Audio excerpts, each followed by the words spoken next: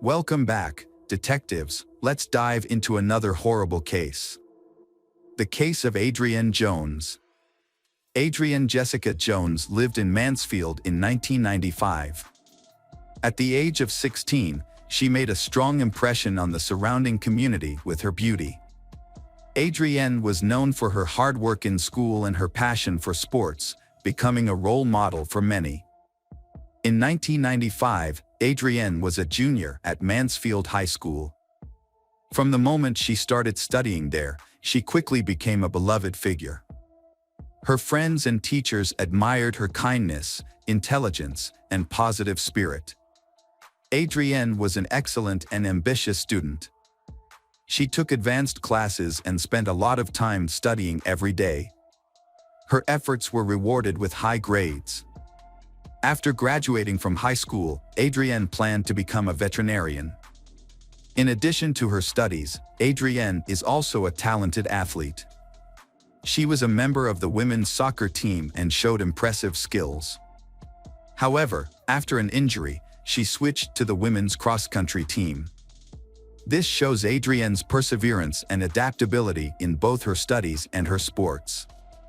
The decision to join the cross-country team helped Adrianne maintain an active lifestyle and improve her fitness. She accepted this new challenge and worked hard to improve her fitness. With her determination and dedication, Adrianne quickly became an important member of the team. In addition to her studies and sports activities, Adrianne also worked 20 hours a week at the fast food restaurant Golden Fried Chicken. She loved the attention, especially from teenage boys in Mansfield. A close friend described her as a flirt. Adrianne spent about 2 hours a day carefully applying makeup, always wanting to look perfect. Adrianne was a normal, well-behaved teenager who still tested her parents' boundaries. She had 2 younger brothers and was well protected by her parents. Due to the high crime rate in Mansfield, her parents imposed a curfew after 9 p.m. on weekends to ensure her safety. When Adrianne wanted to go out, such as to an amusement park or the movies, she had to notify her parents and show them her ticket as proof. To prevent her from sneaking out, her father even nailed her bedroom window shut. Although it was not frequent, there were a few times when Adrianne sneaked out in the middle of the night to meet up with friends. On Sunday, December 3, 1995, Adrianne was allowed by her parents to stay up late to talk on the phone with her boyfriend, Tracy Smith. Tracy was away on a family trip for the weekend, but Adrianne was desperate to get in touch with him. While they were talking, another call came in. Adrianne's mother heard her daughter was calling Tracy. When her mother asked who was calling, Adrianne said it was David, her cross-country teammate. Adrianne said David seemed upset about something. The next morning, Adrianne's family woke up as usual to get ready for work.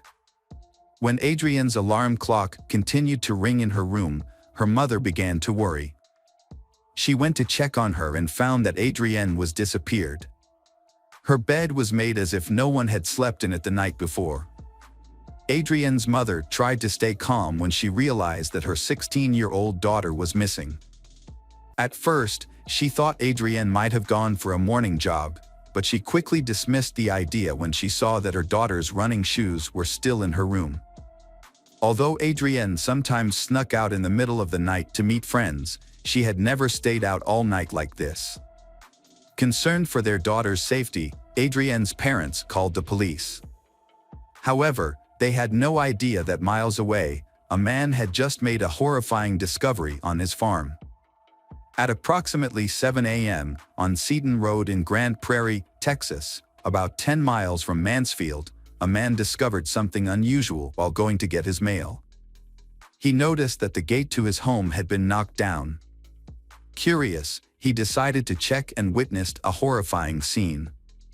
At first, he thought it was the carcass of a dead animal on the road, but as he got closer, he realized it was something much more horrifying. A man discovered the body of a young woman and quickly called the police. When police arrived at the scene, they witnessed a horrifying scene. The young woman had been shot twice, with obvious wounds to her left cheek and forehead. It was clearly a targeted murder.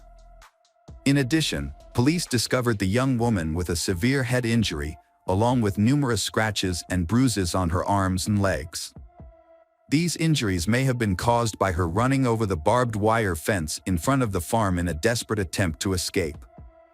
Police found the teen wearing pajamas, as if she was getting ready for bed before she was murdered. They suspected that the case may be gang-related or drug-related, given the execution-style nature of the murder. After finding the body, Grand Prairie Police quickly sent out a notification to agencies in the area.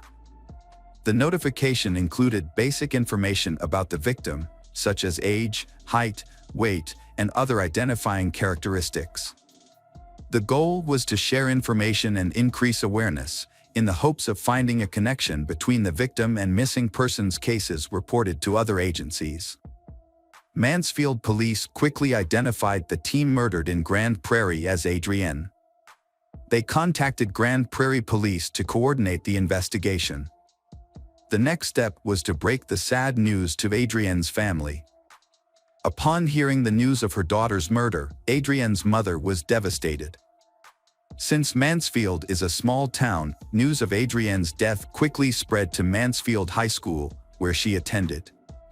Adrianne's classmates and friends were devastated by the news. Many theories were put forward about the cause of her death, the most common of which was drug use. Some people were also concerned about the possibility of a serial killer on the loose in the community. Her mother reported a phone call between Adrianne and her boyfriend Tracy, and another teenager named David had called at the same time. According to her mother, one of Adrianne's younger brothers heard the sound of a car engine outside the house sometime after midnight. When he looked out, he saw a pickup truck driving away. Police was trying to identify David, who had been in contact with Adrianne on the night of her murder.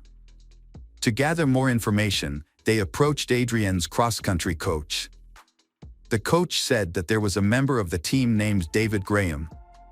However, the coach was surprised to hear that David had called Adrianne, as there had been no previous indication that the two had a relationship. David Graham was a typical American teenager. At the age of 7, after seeing an air show, David decided to become an Air Force pilot and told his father about his dream. Since then, he has worked hard to make his dream come true. At Mansfield High School, David was a popular and well-liked student. He had a natural charm and was always cheerful. Although many girls were interested in him, it was Diane Michelle Zamora, a senior, who pursued David. Diane stood out from the crowd because she shared David's desire to join the military and was actively pursuing her goal. After Adrianne was murdered, the police interviewed David Graham. David admitted to knowing Adrianne since they were both on the cross-country team, but insisted that they were just casual friends. The police asked David if he had been in contact with Adrianne the night she was murdered. David denied it completely, saying that he had been home studying with his girlfriend Diane Zamora that night. The police thoroughly investigated David as a suspect in Adrianne's murder. They contacted Adrianne's friends to find out more information. One of Adrianne's closest friends said that she knew all of Adrianne's secrets, but had never heard Adrianne mention David. Furthermore, when the police checked Adrianne's phone contacts, they did not find David's phone number. This discovery further confirmed that David had nothing to do with Adrianne's murder. So the police eliminated David from the list of suspects. They turned their attention to Tracy Smith, Adrianne's boyfriend. However, the police quickly established that Tracy had a solid alibi. On the night of the murder, he was out of town with his family. In addition, Tracy voluntarily took and passed a lie detector test. This evidence further proved Tracy's innocence in the case. During his interview with the police, Tracy Smith provided important information about Adrianne's murder. He said that on the night of the murder, while talking to Adrianne on the phone, she had told him that someone named Brian had called. Based on this statement, the police investigated and identified Brian as a local teenager whose full name was Brian McMillan. The police believed that Brian might be involved in the case and needed to be further investigated. During the investigation, the police discovered important information about Brian McMillan. They learned that Brian had worked at a pharmacy near the restaurant where Adrianne worked. Brian had developed a crush on Adrianne and frequently visited the restaurant to peek at her. However, Adrianne felt uncomfortable with his constant presence. When the police interviewed Brian about Adrianne's murder, he initially denied any involvement with her. However, Brian later admitted that he knew Adrianne. The police questioned Brian about Adrianne's murder. Brian did not remember talking to Adrianne on the night of her murder. He admitted that he had been drinking that night because he was depressed and lonely. Brian also confessed that he had been at Adrianne's house on the night of the murder. At the end of the interview, the police wanted Brian to take a lie detector test, but Brian's father refused to do so for his son. A week after the police interview, Brian was arrested at home. The police thought carefully and decided to carry a weapon because they suspected Brian might have a gun. They wanted to ensure everyone's safety during the arrest. Brian was charged with Adrianne's murder. However, many of his friends spoke out in his support, describing him as a gentle person with no violent tendencies. This created a contradiction between the police's accusations and the comments of those who knew Brian. Brian's father confirmed that his son was home the night Adrianne was murdered. Brian was held in custody for 3 weeks, including Christmas and New Year's, pending further investigation and legal proceedings. During this time, the district attorney's office asked Brian to take a polygraph test, which he passed with flying colors. Due to the lack of evidence linking Brian to Adrianne's murder, the district attorney's office decided to release him. After 9 months of investigating Adrianne's murder, the Mansfield, Texas police made a major breakthrough. The information came from Annapolis, Maryland, where Diane was a student at the Naval Academy. According to reports from officers at the academy, Diane admitted to several classmates that she and her boyfriend David Graham had murdered a girl named Adrianne Jones while they were living in Mansfield, Texas. Police from Mansfield traveled to Annapolis, Maryland to question Diane shortly after receiving the information. During the interview, Diane denied all of her previous confessions. However, the Naval Academy decided to suspend her and send her home while the investigation was ongoing. After failing to get any information from Diane, the police traveled to Colorado Springs, Colorado, to interview David at the Air Force Academy. When questioned, David said he did not understand why Diane would make up the story about killing Adrianne. During the interview, David began to lose his temper and asked to write a statement. He wrote a 4.5-page confession letter detailing how he and his girlfriend Diane planned to kill Adrianne. In the letter, David recounted an incident that occurred in November 1995 when he offered to give Adrianne a ride home. On the way, they stopped in an elementary school parking lot and had sex. David felt extremely remorseful after cheating on his girlfriend Diane. He loved her very much and knew that his actions would hurt her deeply. One night, while the two were studying for the SATs together, they had an argument. Unable to bear the guilt any longer, David decided to confess. He sat down on a chair, sobbed, and admitted to Diane that he had been unfaithful. After David confessed to Diane that he had been unfaithful and had an affair with Adrianne, Diane felt extremely hurt and angry. David's betrayal had broken her heart. In a fit of rage, Diane argued and yelled at David. She even wished he were dead and felt deep hatred for Adrianne. Diane's emotions were so strong that it was difficult for her to understand and accept what had happened. Realizing the seriousness of the situation, David told Diane that he was willing to do anything to save their relationship. David revealed that he and Diane had decided that in order to save their love, they needed to kill someone. They chose Adrianne as their victim. In his confession letter, David recounted that on December 3rd, he called Adrianne and arranged to meet her secretly late at night. He told Adrianne not to tell anyone about the meeting. David had originally planned to meet Adrianne alone, kill her, and dump her body in a lake. However, at 2:30 a.m., David picked Adrianne up in his car, and Diane secretly accompanied him by hiding in the back seat. David drove to a remote location 10 miles from town. Here, he turned off the highway and onto a road called Satan Road. David stopped the car on the side of the road. Adrianne gently adjusted her sitting position, thinking that she and David were about to have a private moment.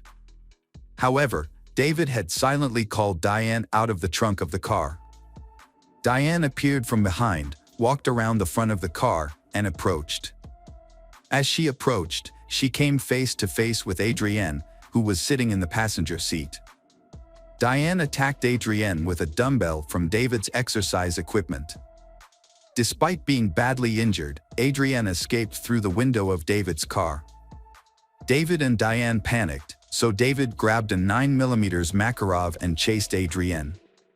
Due to her head wound, Adrianne did not get far and collapsed in a nearby field. When David caught up, he shot Adrianne twice and returned to the car. After Adrianne died, the first words Diane and David said to each other were, "I love you." After David confessed to killing Adrianne, the police returned to question Diane. Surprisingly, Diane also gave her own confession. Both David and Diane were arrested and charged with premeditated murder. However, both later recanted their initial statements. David claimed that Diane was the real culprit, while Diane accused David of acting alone. In 1998, Diane's trial took place in February of that year. During the trial, several witnesses testified that Diane had shown no remorse for killing Adrianne. After deliberations, the jury returned a verdict on February 17, finding Diane guilty of premeditated murder. As a result of this verdict, Diane was sentenced to life in prison, with the possibility of parole after 40 years. In the same case, David Graham was also convicted of Adrianne's murder and received the same sentence, life in prison with the possibility of parole after 40 years. Crime enthusiasts, are you ready for another chilling investigation? The case of Jennifer Brown.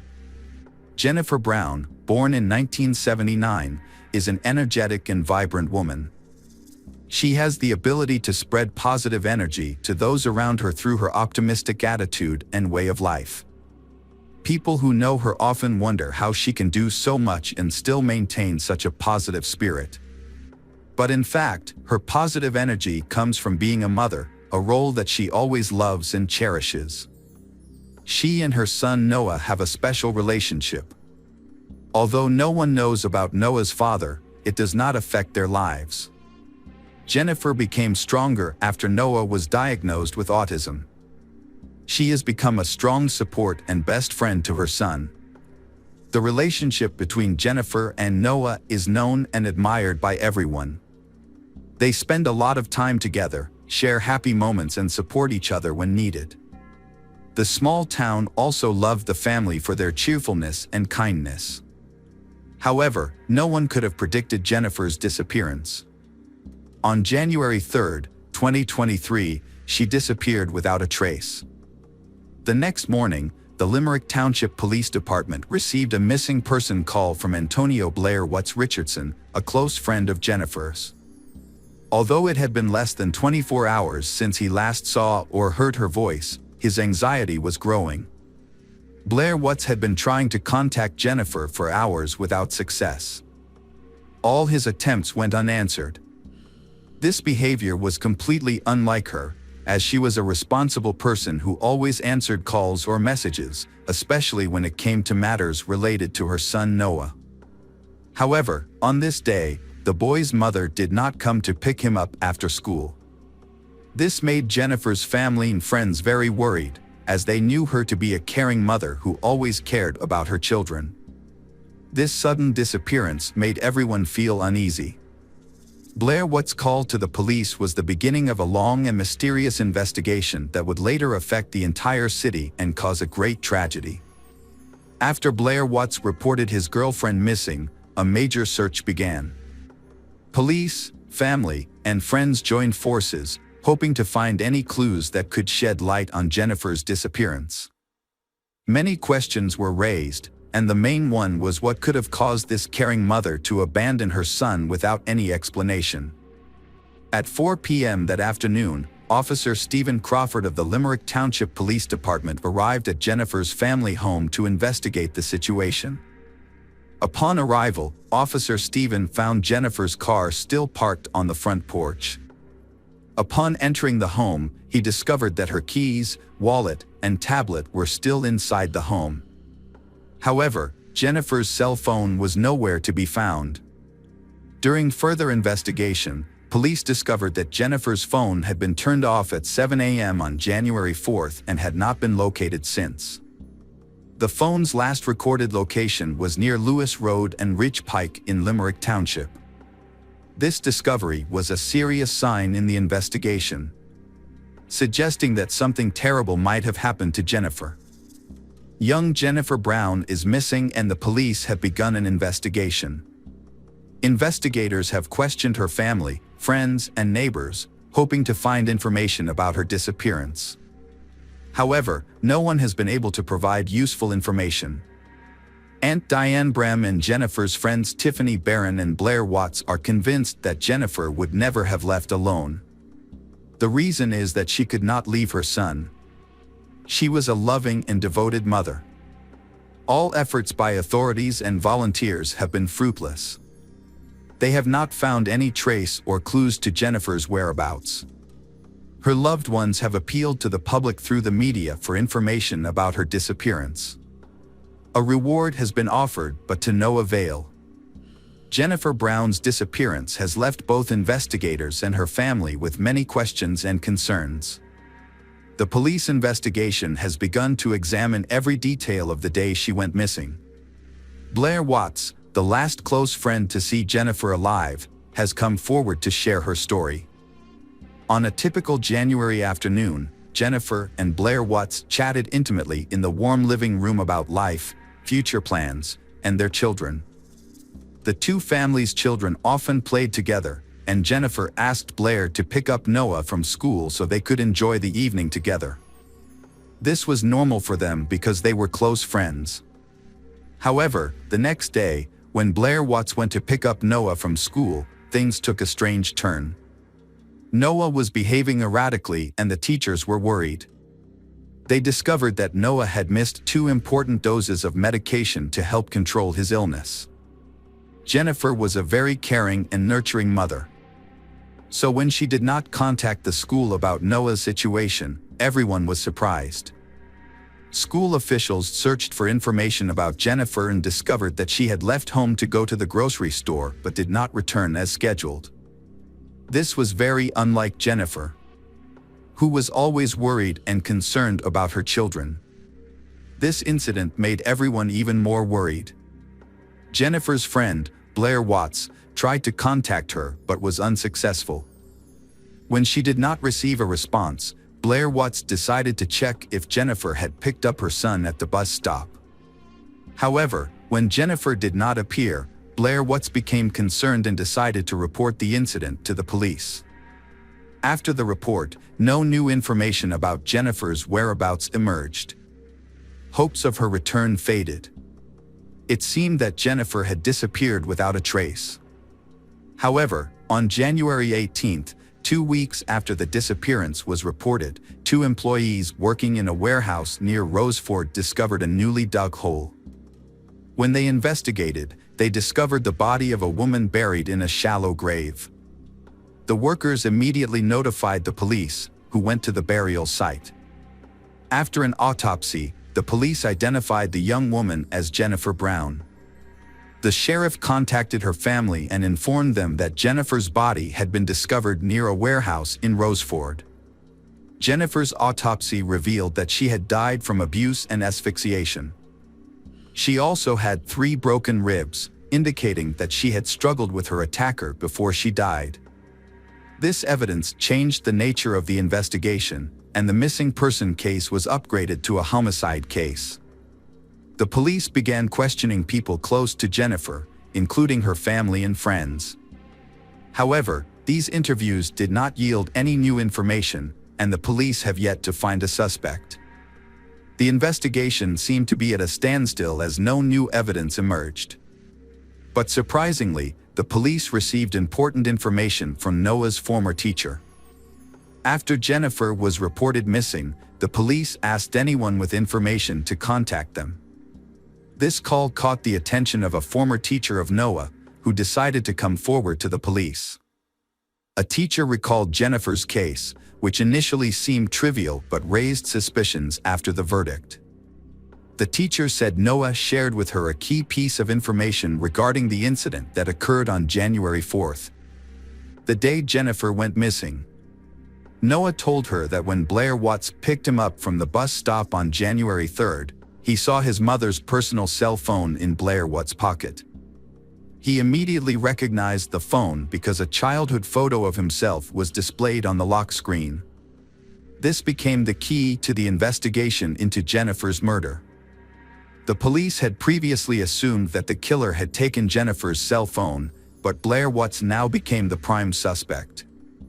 As they delved deeper into the relationship between Jennifer and Blair Watts, hidden secrets began to emerge. This surprised the investigators. On the surface, the relationship between the two seems very close and understanding, and their families also interact frequently. However, when looking closely at the business transactions, the seemingly simple initial relationship turns out to be hidden under a layer of long-standing hatred.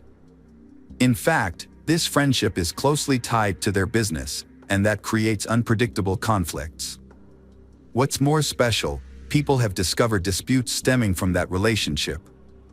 For example, the breakdown of the business left Blair Watts with emotional conflicts that were difficult to overcome when the Bird's Kitchen store itself was closed in January 2022. After approaching Jennifer, in August 2022, Blair Watts received an offer of help. Jennifer decided to invest in his business to help revive Bird's Kitchen at a new location. Under the agreement, Jennifer would provide financial support to the restaurant every 6 weeks or so. Between August and January, Jennifer transferred $36,000 to Blair Watts to rebuild the business. She also agreed to provide an additional $99,000. However, Blair used the money for her own personal needs instead of investing in the restaurant. When the property owner discovered that Blair Watts had not met her financial obligations, they terminated the lease on December 26, 2022. This left Blair Watts in a desperate situation, losing money and the opportunity to reopen the restaurant. In desperation, Blair decided to commit a serious crime to save her business. During the investigation of Jennifer's case, investigators scrutinized the financial transaction history on her iPad. They discovered 2 illegal transfers of $177,000 to Bird's Kitchen on January 3rd. These payments were not mentioned in the official agreement between Jennifer and Blair Watts. It is worth noting that these transfers initially failed because Jennifer's iPad had two-factor authentication enabled. However, after disabling the authentication system, the transfers were successful. This led investigators to suspect that Jennifer's boyfriend, Blair Watts, may have been involved in the murder. Investigators interviewed the property owners Blair Watts had rented. They discovered that on January 4th, the same day Blair Watts reported Jennifer missing, he came to them to sign the lease, claiming he had the money. Police then conducted an interview with Blair Watts' wife, Tiara Taylor, to determine where Blair Watts had been on the day Jennifer went missing. Tiara said Blair Watts had visited Jennifer's family on January 3rd and did not return home until early the next morning. He returned home briefly, then left around 5 p.m. and did not return home until late in the evening. Further investigation revealed that Blair Watts had stayed at the home of his mistress, Tatiana Garrett, and did not see anyone else until around 8 p.m. This meant that between 5 p.m. and 8 p.m., Blair Watts had no evidence to suggest that he was not at the scene of the crime.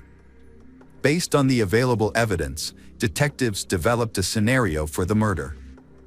According to this scenario, on January 3rd, Blair Watts went to Jennifer's house around 1 p.m. while Noah was at school and likely killed her. After committing the crime, Blair Watts transferred money from Jennifer's iPad to his account. He then picked up Noah at the bus stop around 4 p.m. When he returned to Jennifer's house, he dropped Noah off and returned to the crime scene to dispose of the body. He took the body to a field near Roseford and buried it in a shallow grave. Blair Watts then went to Tatiana's house and stayed there overnight. However, he made a serious mistake. He let Noah see his mother's cell phone. This was important evidence that helped the police quickly find the killer. Law enforcement had enough evidence to convict, but they decided to investigate further to gather more information. To investigate further, the police requested the participation of film experts and a specially trained dog that could detect the scent of a corpse. First, the dog was brought to Jennifer's house to memorize the woman's scent. The police then led the dog to Blair Watts' car and it immediately detected a foul odor. This was the final key piece of evidence that solidified detectives' belief that Blair Watts was involved in the murder. On February 8, after months of investigation, Blair Watts was arrested and charged with aggravated murder, and burglary. He is currently being held in the Montgomery County Correctional Facility without bail, awaiting a preliminary hearing. When Jennifer's friends and family found out she was dead, they were shocked and heartbroken. But what made them even more heartbroken was that the killer was someone they knew and trusted. Now that Blair Watts has been arrested and brought to trial, they can finally rest easy knowing that justice has been served. Tiffany Barron, a friend of Jennifer's, spoke on behalf of the family. In an interview, she expressed her feelings. She still dreams about Jennifer. Jennifer's son, Noah, keeps asking about his mother and she doesn't know how to answer. If Blair Watts is convicted after the investigation and trial, he will spend the rest of his life in prison. The case was solved thanks to the keen observation of Jennifer's 8-year-old son. He discovered Blair Watts' mistake, helped solve the case and punish the culprit. Welcome back, detectives.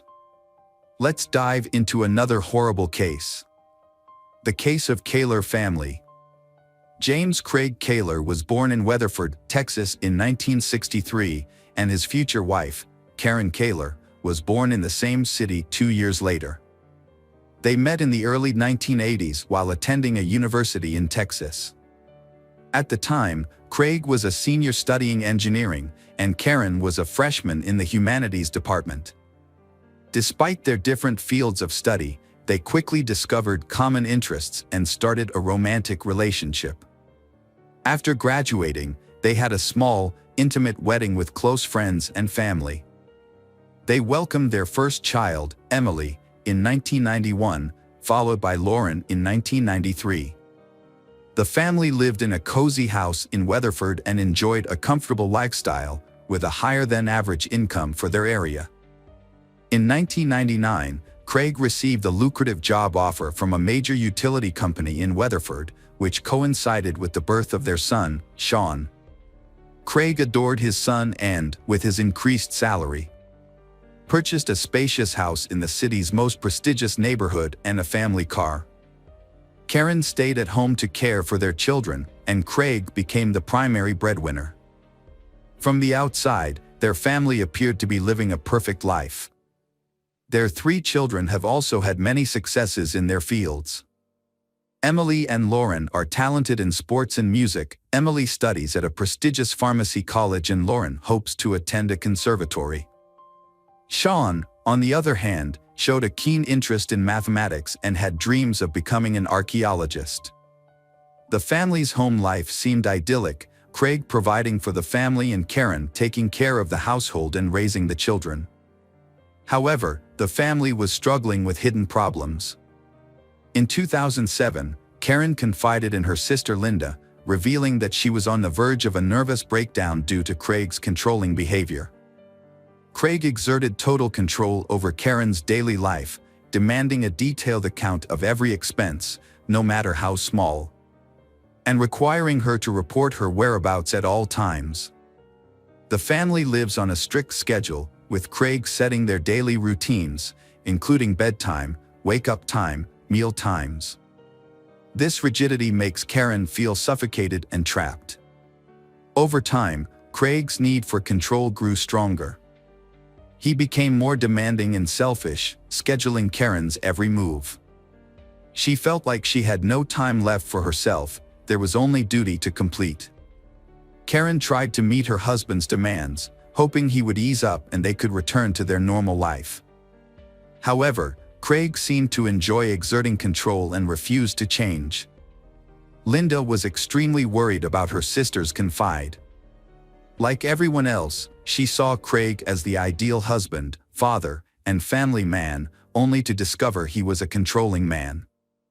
Despite this, Karen didn't want to break up her family. Additionally, she and her children relied on Craig financially. So, she decided to find a job that would give her a stable income.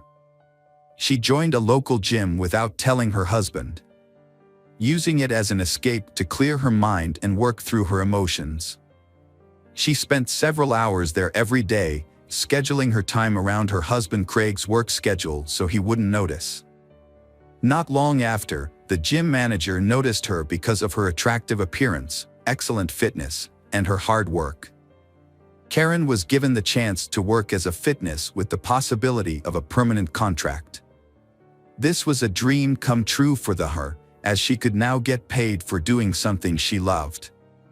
However, she was worried about how her husband, Craig, would react when he found out. When Craig found out about Karen's new job, she thought he would be angry and forbid her to continue. Surprisingly, he received this news calmly and even seemed pleased that she had found a way to make money on her own. He had a few conditions. She had to be home when he arrived, cook meals, and not let her new job interfere with their intimate life. Karen found these conditions acceptable, as she now had more freedom and independence.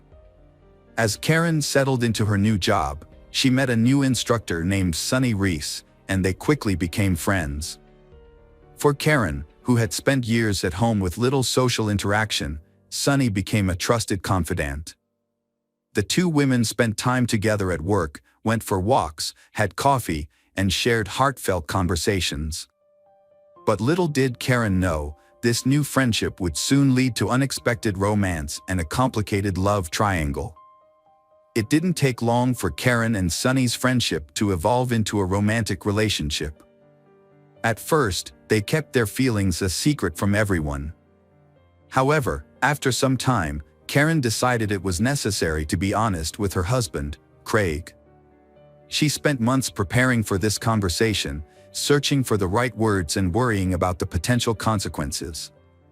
Eventually, she confessed to Craig. Craig's reaction to his wife's revelation was surprisingly calm. However, the next day, he made an unexpected condition for accepting Karen's relationship with Sunny, which was that he wanted to be a part of it. Karen was shocked and unsure of how to respond to her husband's talk. Nevertheless, Craig took the initiative and began wooing Sunny, sending her flowers and gifts. He seemed to view this as an opportunity to revitalize his intimate life and bring new passion to his marriage. Initially, Karen and Sunny agreed to Craig's proposal. However, they soon realized that his intentions were aimed at domination. However, their unusual love triangle was short-lived. Craig demanded that Karen end the affair immediately.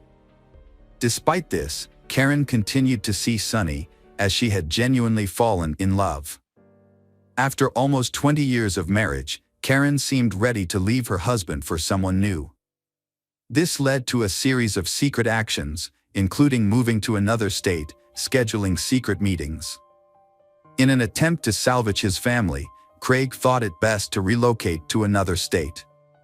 He started job hunting, sending out his resume, and soon secured a role as a water director for a large company in Columbia, Missouri, not far from Kansas. Craig hoped that by moving to a new state, his wife's affair with Sonny would end, and their family life would normalize. However, the summer 2008 move proved challenging for the family, as the kids had to switch schools, make new friends, and adapt to a new city. Although the family was already financially comfortable, Craig's new job nearly doubled his previous salary from Weatherford.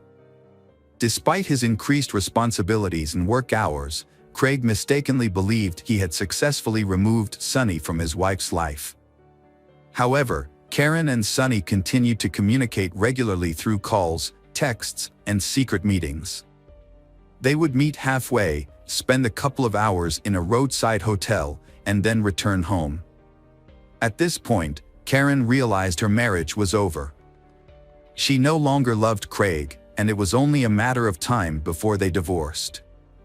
These clandestine meetings persisted until December 2008.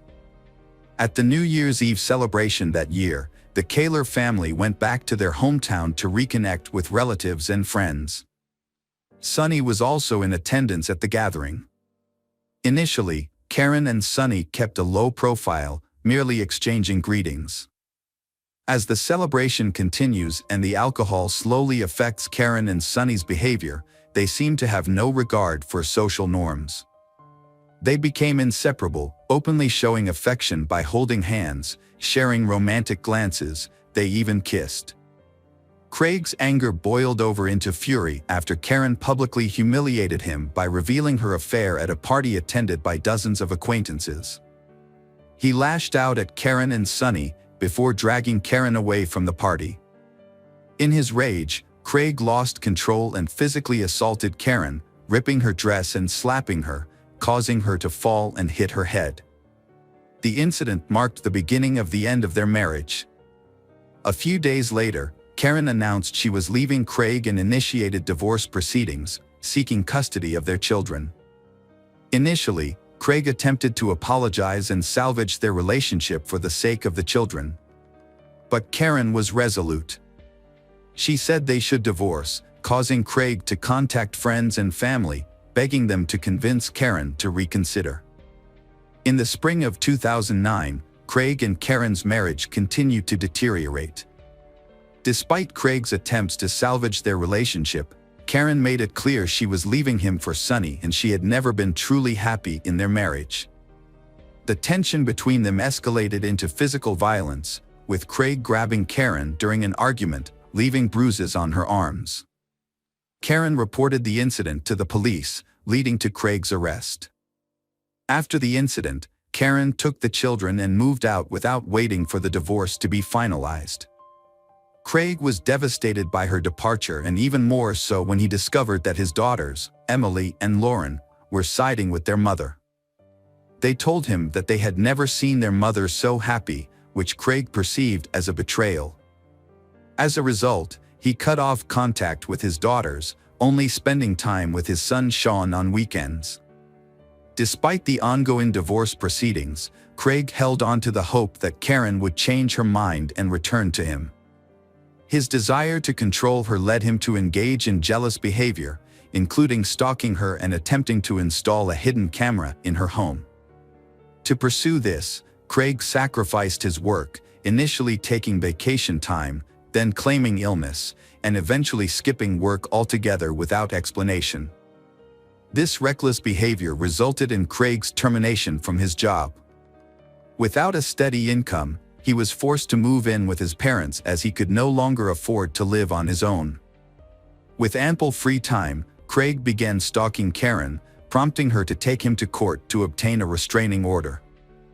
In November 2009, just before Thanksgiving, Karen took her children to visit their 89-year-old grandmother, Dorothy White, in Burlingame, Kansas. On the evening of November 29th, the Burlingame police received a distress call about a suspicious van and reports of gunshots. Dorothy's neighbors reported witnessing a small truck pull up to her house. A man exit the vehicle and enter the house. They claimed to have heard screams and gunshots, but were uncertain. The man then left the house, got back into the truck, and sped away. The neighbors did not attempt to apprehend him, fearing he was armed. When police arrived, they were met by 10-year-old Sean Kaler, who was frantically calling for help. Although Sean was unable to explain what had happened, it was clear that a horrific scene awaited the police. Inside the home, near the front door, Sonny was found lying in a pool of blood but surprisingly still alive despite having 2 gunshot wounds. In the kitchen, police discovered the lifeless body of 44-year-old Karen, who had been shot in the chest and then fatally shot at close range in the head. The body of her oldest daughter, 18-year-old Emily, was found between a wall and a couch. It appeared that Emily had attempted to hide from her enraged father but was caught and killed with 2 point-blank shots. Lauren, found in a pool of blood in the second-floor bedroom, was still alive but weakly called for help and repeatedly said that her father was the one who did it. Dorothy and Lauren were rushed to a nearby hospital's intensive care unit. Despite the doctor's efforts, Lauren died on December 1 due to massive blood loss and internal organ damage. Her great-grandmother passed away a few hours later. Sean, the only surviving witness, was in shock.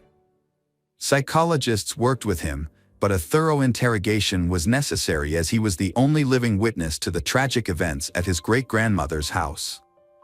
Sean recounted that evening, stating that his mother was in the kitchen preparing dinner when he approached her to ask for his favorite pie. Suddenly, the back door swung open, and his father entered with a shotgun, pointing it at Karen without a word. He shot her, then moved closer and fired again. Sean was initially frozen in horror. His father then turned to Sean but didn't aim the gun. Instead, Craig stared at Sean silently and intently. Sean realized he had to escape. So he jumped out the open back door. He ran towards the main entrance, hoping to alert his grandmother, sisters, and call for help. However, upon reaching the threshold, he heard several more gunshots. Fearing what he might find inside, Sean hid in a small outbuilding. He heard more gunshots and waited in terror, afraid that his father would come after him. Craig Kaler was immediately added to the wanted list, with a warning that he was armed and extremely dangerous. As police received multiple reports of a speeding truck, they were able to quickly determine the direction the gunman was heading. At one point, Craig abandoned his vehicle in a wooded area and began walking down a deserted road. Law enforcement soon caught up with him and apprehended him the next morning. Upon arrest, police found the rifle and ammunition in the back seat of the abandoned vehicle, along with prescription medication for depression and anxiety disorders near the driver's seat. Craig did not resist arrest and appeared confused and frightened. He admitted to being armed with a gun and a hunting knife, but claimed he did not intend to use them. He also acknowledged that he had done something terrible, which he believed the police already knew about. At the police station, Craig fully confessed to his crimes and opened up to the investigating officer. He shared how his wife had cheated on him with someone named Sonny and how they had humiliated him in front of friends at a New Year's Eve party. He explained how his attempts to save his marriage had cost him his job and what was left of his self-respect. Craig became emotional, stating that he didn't know how he had decided to take such drastic action and felt that everyone, including his daughters, had betrayed him. Craig's trial started in December 2010. Craig, advised by his lawyer Thomas Heaney, retracted his initial confession. He claimed his actions were due to mental illness and insanity, which was his only defense to avoid the death penalty for the murder of 4 people. Heaney argued that Craig was in a fragile mental state following a series of personal setbacks. His wife had left him for someone else, his children sided with their mother, he lost his job, and had to move back in with his parents. According to Heaney, these factors led to a breakdown, and Craig committed the crime while insane, without realizing what he was doing. However, the prosecution found no evidence of insanity or an altered mental state in Craig's actions. They argued that his actions were calculated, as he had purchased guns and ammunition in advance and went to the victim's house knowing his family was there. He shot each victim twice, ensuring no chance of survival, but intentionally spared his son Sean, allowing him to escape. In August 2011, Craig was found guilty on all counts and received a death sentence. At the final hearing, 12-year-old Sean testified, stating that he didn't want his father to die, as he was his only remaining close relative. Despite multiple appeals by Craig and his lawyers, the verdict has remained unchanged. As of today, Craig is still in prison, fighting to have the case reviewed and the death sentence overturned. After the death of his mother and sisters, Sean moved in with his grandmother. Now Sean has grown up and he has completed his studies and chosen to stay and work in his hometown. Hi there, investigators.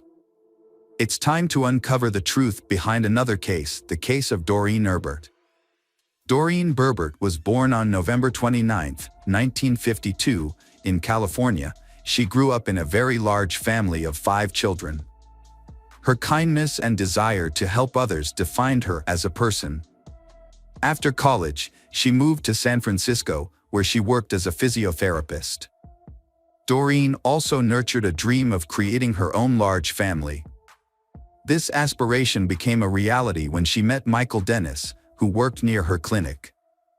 They began dating, got married, and in 1976, their son Paul was born. Initially, Michael and Doreen were happy, but the birth of their child marked the beginning of their marital troubles.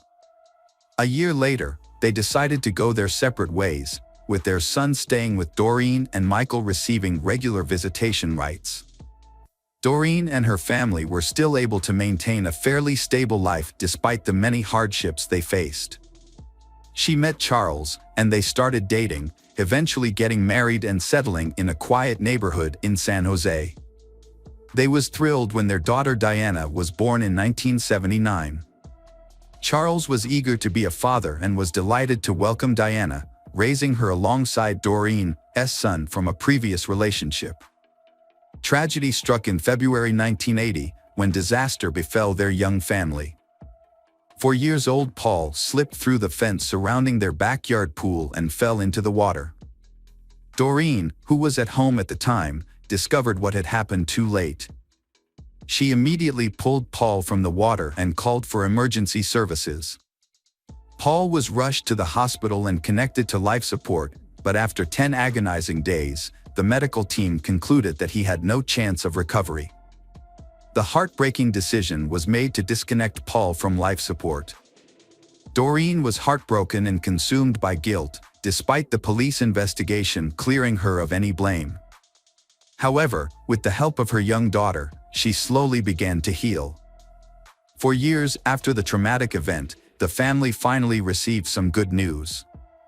After 2 previous miscarriages, Doreen became pregnant again, and this time, everything seemed to be going smoothly.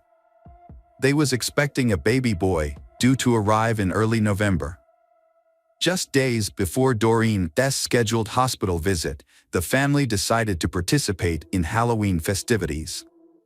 On the evening of October 31st, the neighborhood was filled with decorated homes, children trick-or-treating, and parents handing out candy. Diana, now 4 years old, was excited to join in and her parents agreed. Although Doreen was 9 months pregnant, she accompanied her daughter on the trick-or-treating adventure, while Charles stayed home to hand out candy to other children. Charles and his wife, Doreen, had returned home from taking their daughter trick-or-treating. Just before 9 p.m., noticing they were running low on candy, Charles decided to make a quick trip to the nearby store to restock. At around 8:50 p.m., he left the house, leaving his wife and daughter behind. 15 minutes later, he returned home to find the front door slightly ajar, which seemed suspicious. As he entered the house, he was met with a horrific scene. His wife, Doreen, lay on the floor in the corridor, surrounded by a large amount of blood and showed no signs of life. Charles immediately called 911. In the living room, he then found the body of their unborn child. Charles was in shock, struggling to comprehend what he was seeing. At first, he wondered if Doreen had had a miscarriage, but he quickly realized that something much more serious had happened. Next to their unborn child lay Doreen's best severed hand, making it clear to Charles that his family had been attacked. Fearing for his daughter's safety, he frantically searched for her. There was so much blood on the floor that he slipped and fell while running through the house. Eventually, he found his daughter hiding behind the sofa in the living room. She is still alive and unhurt.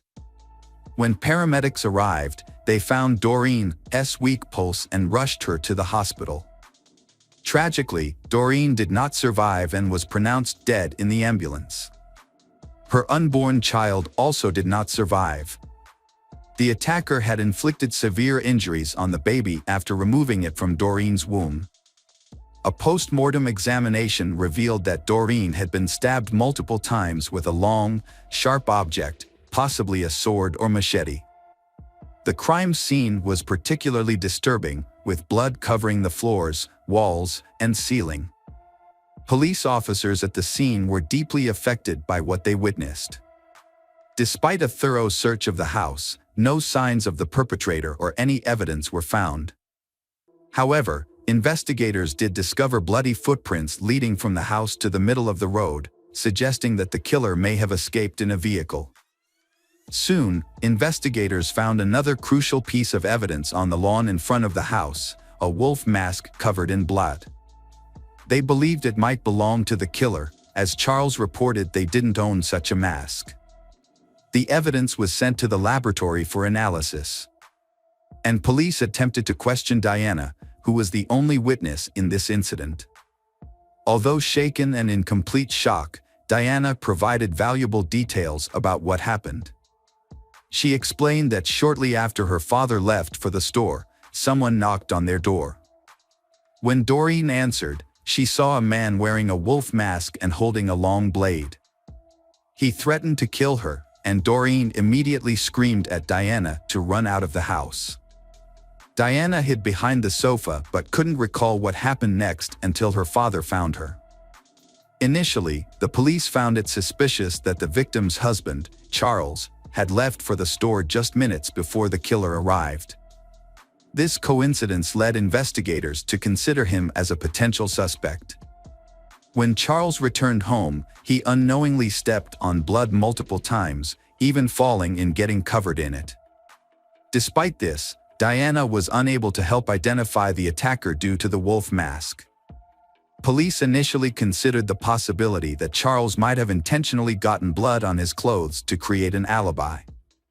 However, detectives quickly discovered several inconsistencies in this theory. Firstly, Charles's shoes did not match the bloody footprints found on the street. Secondly, the killer likely escaped in a car parked in front of the house, but no blood was found in Charles's vehicle, nor was a different pair of shoes discovered. To investigate further, police went to the store that Charles had visited that evening and spoke to the staff there. They confirmed that Charles had indeed purchased candy from him. This established an alibi for Charles, as he didn't have enough time to commit the murder. Surveillance footage from the store supported Charles's account, leading detectives to temporarily rule him out as the prime suspect.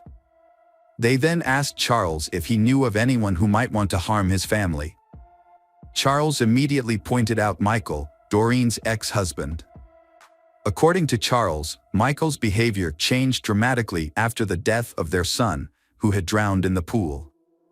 Michael blamed Doreen for the boy's death, believing she had deliberately killed Paul to cut ties with him. Michael filed a lawsuit against his ex-wife Doreen, holding her responsible for the death of Paul, but lost the case. Their marriage had been troubled even before their divorce.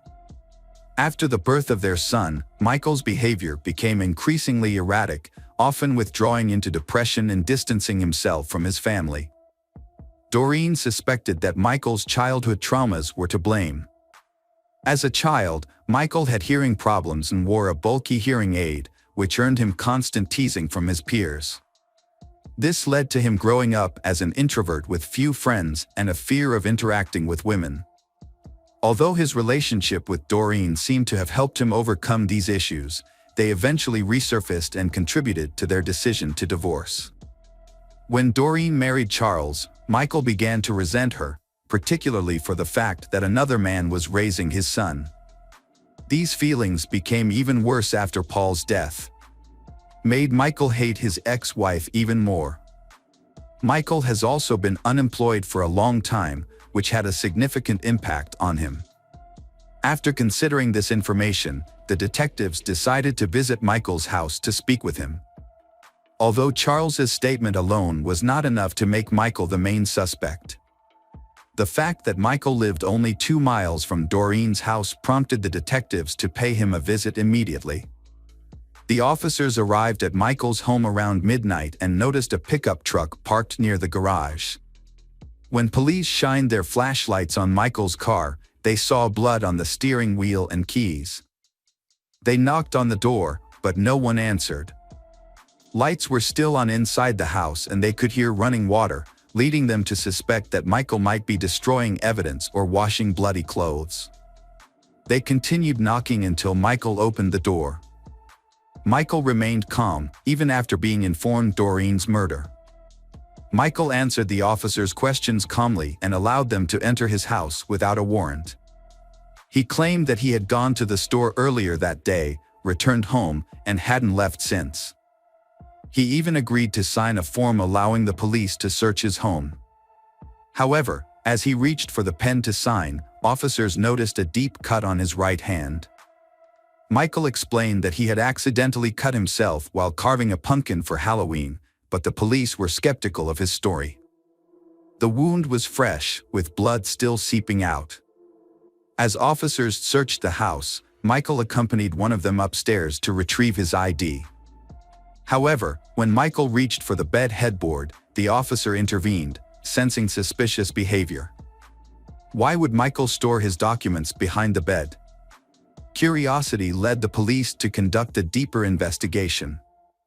Upon approaching the bed, they spotted a holster attached to the headboard, containing a loaded gun. The officer confiscated the weapon and escorted Michael downstairs to the other officers. Meanwhile, the officers discovered a trail of blood droplets leading from the house to the garage. And they found a washing machine and a pile of clothes with bloodstains. This evidence is enough to arrest Michael. A thorough search of the house by detectives and forensic experts followed, seeking evidence that might link Michael to the murder. Although the blood analysis would take a few days, the police made some disturbing discoveries. They found an empty box for an 18-inch machete. Medical experts confirmed that the wounds from this knife matched the actual wounds found on Doreen's body. During the investigation, police found 2 makeshift coffins in Michael's house, leading them to believe that he was planning to harm his ex-wife, Doreen, and her husband. The presence of medical body bags at his home was also suspicious. As detectives pieced together the evidence, they went to a judge to request a warrant for Michael's arrest. However, due to a lack of concrete evidence, they were initially only able to hold him for a limited time. When the judge refused to issue an arrest warrant, citing insufficient circumstantial evidence to convict Michael, he was released from prison. But detectives eventually got vital information from the autopsy results. Experts discovered that the crime scene had blood from 2 individuals. One blood type was identified as Doreen's, and the other was Michael's. This evidence suggested that Michael had likely injured himself while attacking Doreen. With this new evidence, the judge quickly issued a warrant for Michael's arrest, charged him with the murder of Doreen and her unborn child. In addition, detectives discovered that Michael owned a wolf mask identical to the one found near Doreen's house the previous Halloween. Further inquiry revealed that Michael had worn the mask to a party, and a photograph of him wearing it was even obtained by police. To validate this, detectives searched Michael's home and found the same clothing he wore in the photo. To search for new clues to the case, the police interviewed Doreen's neighbors about the incidents that happened that night. Several children who were trick-or-treating reported seeing a man wearing a wolf mask standing across from Doreen's house, eyeing it intensely. This sighting occurred around 7 p.m., a full 2 hours before the murder. Michael's trial commenced in July 1988, 4 years after the crime. He initially pleaded guilty but later changed his plea to not guilty by reason of insanity. A psychologist evaluated Michael and diagnosed him with severe mental health issues. Michael claimed that the horror of Halloween was too much to bear, as the sight of children trick-or-treating reminded him of his own loss and triggered a mental breakdown. He alleged that this breakdown led him to visit Doreen's house armed with a machete on the evening of the murder.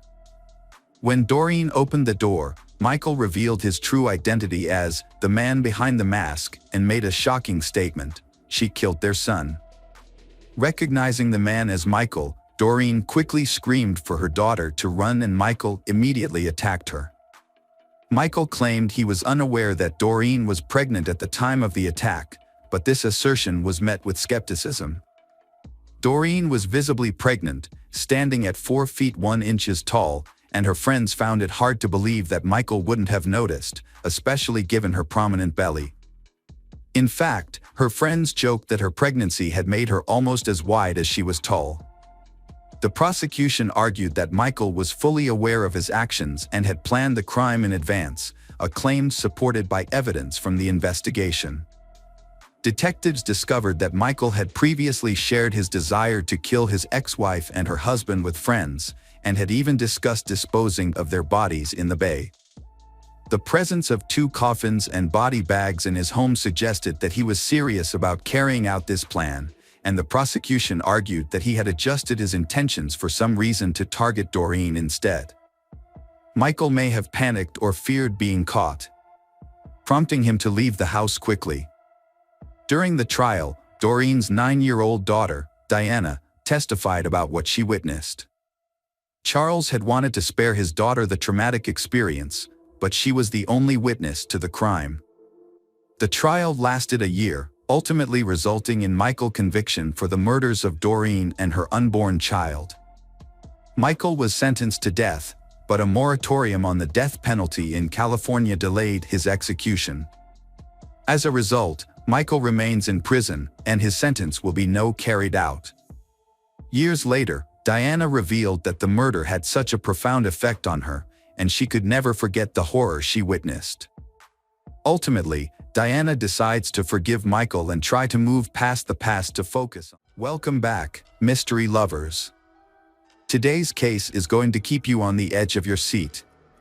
The case of the Harvey family. Brian Taba Harvey, 49, was a local icon who rose to fame in the 1980s as the lead singer and songwriter of the indie band House of Freaks. Although he and his musical partner Johnny Hott went their separate ways professionally in the 1990s, they remained close friends. A dedicated musician, Brian performed on stage for the final time on New Year's Eve, unaware that it would be the last night of his life. On the other hand, Catherine Gravinsky, 39, found success as co-owner of World of Mirth, a popular toy store in Richmond's Carytown district. She was an artist who pursued various endeavors, including painting sets for community theater, working as a pastry chef, and waitressing. Catherine had an older sister, Shelley Gravinsky, and was also the half-sister of actor Stephen Culp, known for his roles in TV shows such as The West Wing and Desperate Housewives, as well as various films. Brian and Catherine's paths crossed at the Border Cafe on Main Street, where Catherine worked and Brian frequently visited with Johnny. In 1990, Brian and Catherine got married. The House of Freaks then released an album featuring a song called I Got Happy, which was dedicated to Catherine. The couple had 2 daughters. Their first daughter, Stella, was born in 1996. After becoming a father, Brian realized that having children helped him find meaning in life and the importance of keeping hope for his children's future. Their second daughter, Ruby, was born in 2001. While working in the computer department of the Henrico County school system, Brian continued to pursue his passion for music. Meanwhile, Catherine started her own business, opening a unique toy and gift store called World of Mirth in the Carytown neighborhood. The store was designed to be a welcoming space for parents and children to spend time together, and children are free to play with the available toys. Brian Harvey's family lives in a quiet, quaint neighborhood south of Richmond. Their two-story red brick house was surrounded by large trees, porch swings, and ivy-covered gardens. They had a cozy family room in the basement. The family was well respected and loved in the community, and it seemed no one had any ill will towards them. On New Year's Day, 2006, Brian, his wife Catherine, and their two daughters, Stella and Ruby, were preparing for a busy day. They were hosting a barbecue lunch for friends and family, a tradition they enjoyed every year on this day. They woke up early to get everything ready. That Sunday morning, Brian went outside to collect the newspaper, absorbed in the front-page news. He didn't lock the door when he came back in, which wasn't unusual for them, especially on party days when friends would be arriving. The neighborhood was considered safe, so they didn't think much of it. However, on that day, Brian was unaware that some criminals were secretly lurking nearby. Catherine was busy in the kitchen, preparing cookies for the guests who were expected to arrive soon. Suddenly, she heard voices coming from the living room and thought that some guests had arrived early. But when she went to check, she was shocked to see two strangers instead of familiar faces. Later, Brian, Catherine, and their young daughter Ruby were ordered to go downstairs to the basement playroom. Stella, who had spent the night at a friend's house, had not yet arrived home. Once the family was in the small room, the intruders used electrical cords and packing tape to tie them up. The intruders told them that as long as they cooperated, no one would get hurt while they searched the house.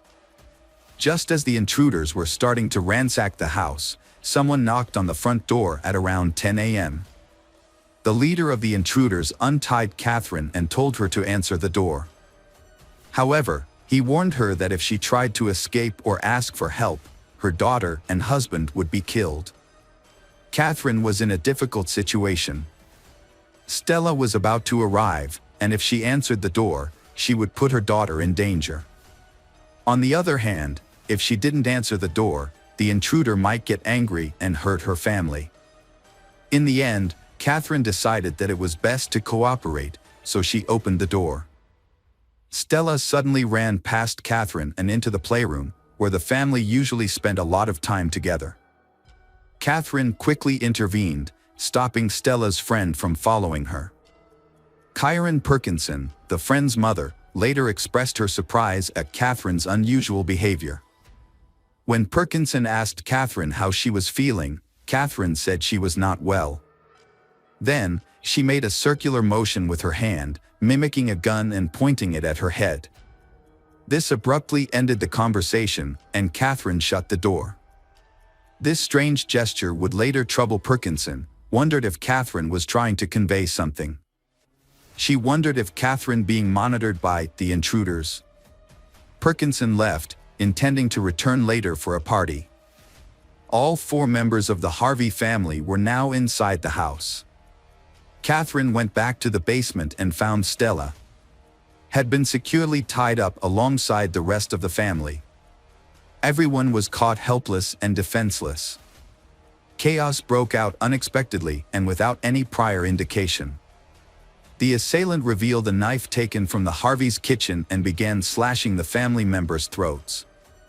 Angry that he had to wait so long for them to die, he ordered his accomplices to hit them hard on the head. However, the accomplice refused. The assailant then grabbed a claw hammer and ruthlessly struck the family members repeatedly until they stopped moving. After removing Catherine Harvey's wedding ring, the assailants set the room on fire using wine as an accelerant to conceal evidence of their crimes. As they escaped from the scene, they ate a plate of freshly baked cookies from the kitchen counter and stole a laptop, DVD player, and other items. They rushed out and entered the getaway vehicle parked outside, where a woman was waiting. She was related to one of the robbers and had been on lookout duty during the incident. They quickly departed, leaving the scene as quietly as they had arrived. Later that day, around 1:30 p.m., Johnny arrived at the celebratory gathering. Upon opening the front door, he was met with a thick cloud of smoke and a strong burning smell. Alarmed, he alerted the neighbors. They quickly called 911. Firefighters arrived at the scene and put out the fire. However, they soon discovered 4 bodies in the smoldering basement.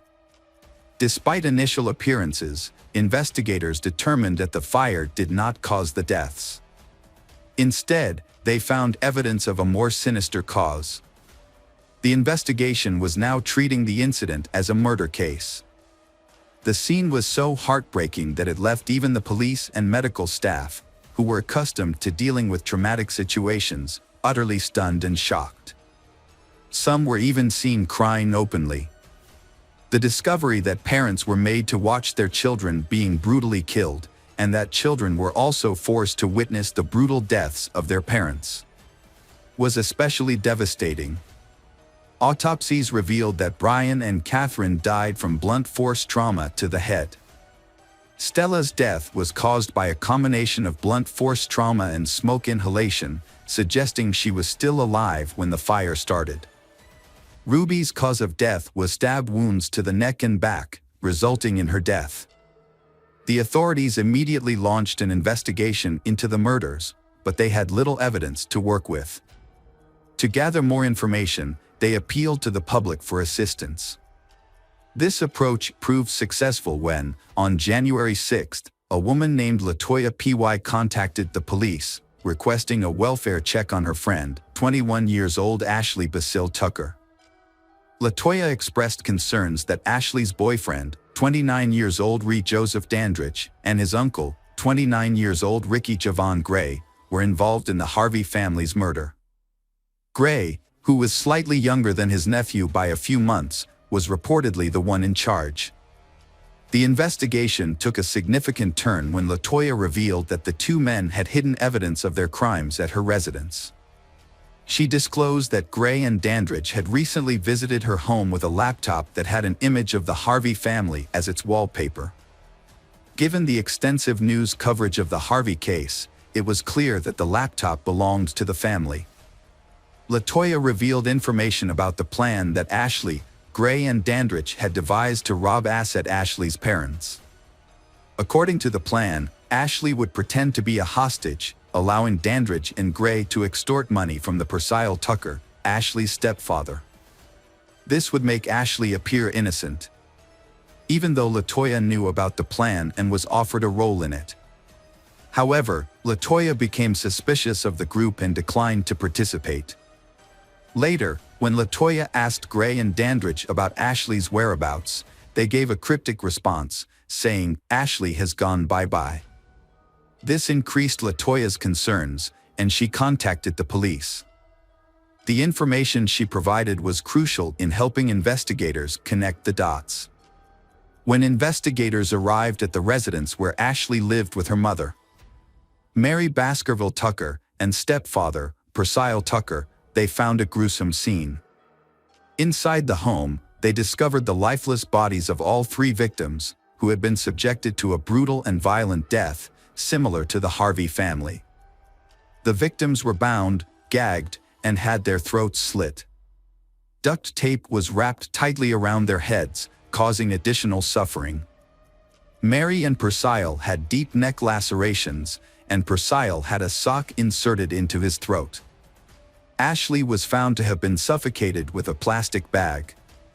The cause of death for all 3 victims was determined to be suffocation and torture. The police believed that the killer's primary motivation was a thrill-seeking desire, rather than any obvious personal benefit, so they worked together to catch them before they could hurt anyone else. Similar to the Harveys, Purcell and Mary live a quiet life with no known enemies. Percy works as a forklift driver, while Mary works for a cleaning service company. Their peaceful life was shattered by their daughter's betrayal, leading to the tragic death of a couple enjoying their golden years. Investigators quickly discovered a crucial connection between the Harvey family's case and the Tucker family's case. Ashley was found wearing Catherine's wedding band, which had been missing and taken from Catherine. With this revelation, urgent action was necessary to apprehend Gray and Dandridge before they could inflict further harm. Authorities tracked Gray and Dandridge back to their home state of Pennsylvania and apprehended them in Philadelphia on January 7. Dandridge claimed that Gray planned the murders and he just followed orders. When faced with these accusations, Gray provided explicit and disturbing details of the two family massacres, explaining that financial gain was the primary motivation behind their actions. Notably, during the Harvey family murders, he was under the influence of an illicit substance called PCP, also known as phencyclidine or angel dust. This potent drug is known to cause auditory and visual hallucinations and often leads to aggressive behavior. During his confession, Gray showed no emotion, maintaining a chilling stare. His indifference to the lives he took led investigators to view him as a ruthless and heartless individual.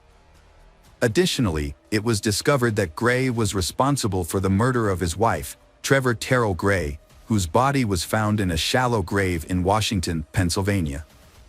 The couple, married for 6 months, lived together in a house owned by Trevor's family.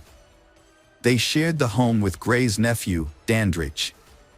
Trevor's parents reported that the couple frequently had intense arguments. On the day Trevor's body was discovered, Gray had claw marks on his forearm. Initially, neither Gray nor Dandridge were considered suspects by the Washington police. Trevor's mother, Manna Squires, claimed that the police thought Trevor's death was due to a drug overdose, which led to a slow investigation. Trevor's death initially raised suspicions, but a thorough investigation did not occur until Gray confessed to the crime in 2006. On December 31, 2005, a violent assault occurred outside a home in Arlington.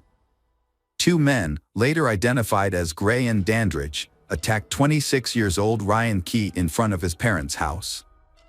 The assault left Ryan with severe injuries, including stab wounds to the chest, neck, and arms.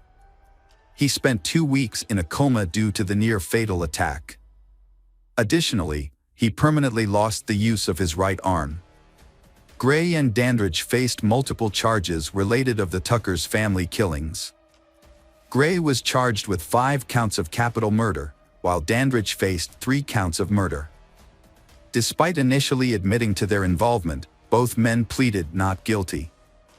Gray's 6-month trial concluded with a guilty verdict on all counts. He received a life sentence for the murders of Brian and Catherine Harvey. The court also sentenced him to death for the brutal murders of Stella and Ruby. Following Gray's conviction in September 2006, Dandridge chose to accept a plea deal to avoid the death penalty. He was sentenced to life in prison without the possibility of parole in December 2006. Gray also faced charges in Culpeper County for the murder of Cheryl Warner, a 37-year-old mother of 3 who was found shot and hanged in her burning home. Gray pleaded not guilty, but the charge was later suspended due to conflicting evidence on June 4, 2008. Over the next 9 years, Gray's lawyers filed multiple appeals. They argued that Gray's traumatic childhood had affected his mental capacity. However, the Supreme Court rejected his case in 2016. As a result, Gray was scheduled to be executed on January 18, 2017. On the scheduled date, with all appeals exhausted, Gray was put to death by lethal injection at Greensville Correctional Center. Meanwhile, Dandridge remains in prison at Sussex 2 State Prison. The Harvey family's brutal murders sent shockwaves of horror and grief through the community. Over 1,400 people attended their memorial service, expressing condolences and sorrow outside Catherine's store. Flowers, dolls, and candles formed a poignant tribute along the curb outside the red brick house. The candles, lit by children, remained glowing for weeks. Catherine's brother Culp described the murders as a devastating blow that felt endless. He spoke about the pain of thinking about the family's final hours, saying that everyone was trying to move forward. Hi everyone, thanks for returning. Let's unravel another perplexing mystery. The case of Georgia Williams. Georgia Williams was born on September 17, 1995, in Telford, Shropshire, England. She grew up in a close and loving family with her parents, Lynette and Steve Williams, and her older sister Scarlett. From an early age, Georgia demonstrated a kind and thoughtful nature, consistently looking for ways to help others and make those around her happy. This admirable quality eventually becomes her weakness. Despite being bullied in middle school, but Georgia's life improved in high school. She made a group of friends and became a well-liked and popular student. Her kind nature and good leadership skills helped her win the position of class monitor. She pursued her passion for helping others by joining the Air Cadets Corps with the ultimate goal of becoming a medical officer in the Royal Air Force. At 17, Georgia started working at a local gas station where she quickly became friends with her co-workers. One of them was Jamie Reynolds, a 22-year-old man who seemed quiet and isolated from the rest of the group. Georgia, being a kind and caring person, reached out to Jamie in friendship, wanting to help him feel less alone. Thanks to her efforts, Jamie started to fit in at work, participating in group activities and making friends with his co-workers. As time went on, Jamie developed strong feelings for Georgia, seeing her as the only person who had shown him kindness and believed in him. Feeling hopeful, Jamie started to think that maybe Georgia felt the same way about him.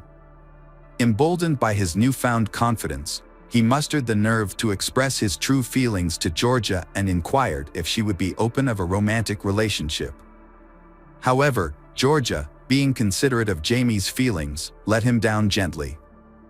She explained that she didn't want to ruin their friendship by getting romantically involved. Jamie seems to respect Georgia's choice and tries to maintain their friendship. However, he is actually harboring an increasingly unhealthy obsession with her. One day, while they were working together at the gas station, Jamie opened up to Georgia about his unhappiness with his life. He told her that he wanted to quit his job and pursue his true passions.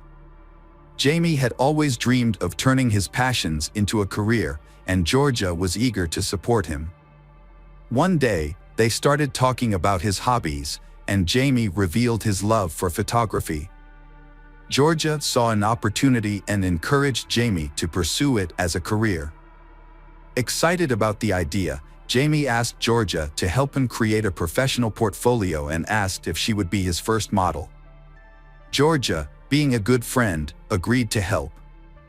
They scheduled a photo shoot for Sunday, May 26, 2013, at Jamie's parents' house, with a few mutual friends joining in.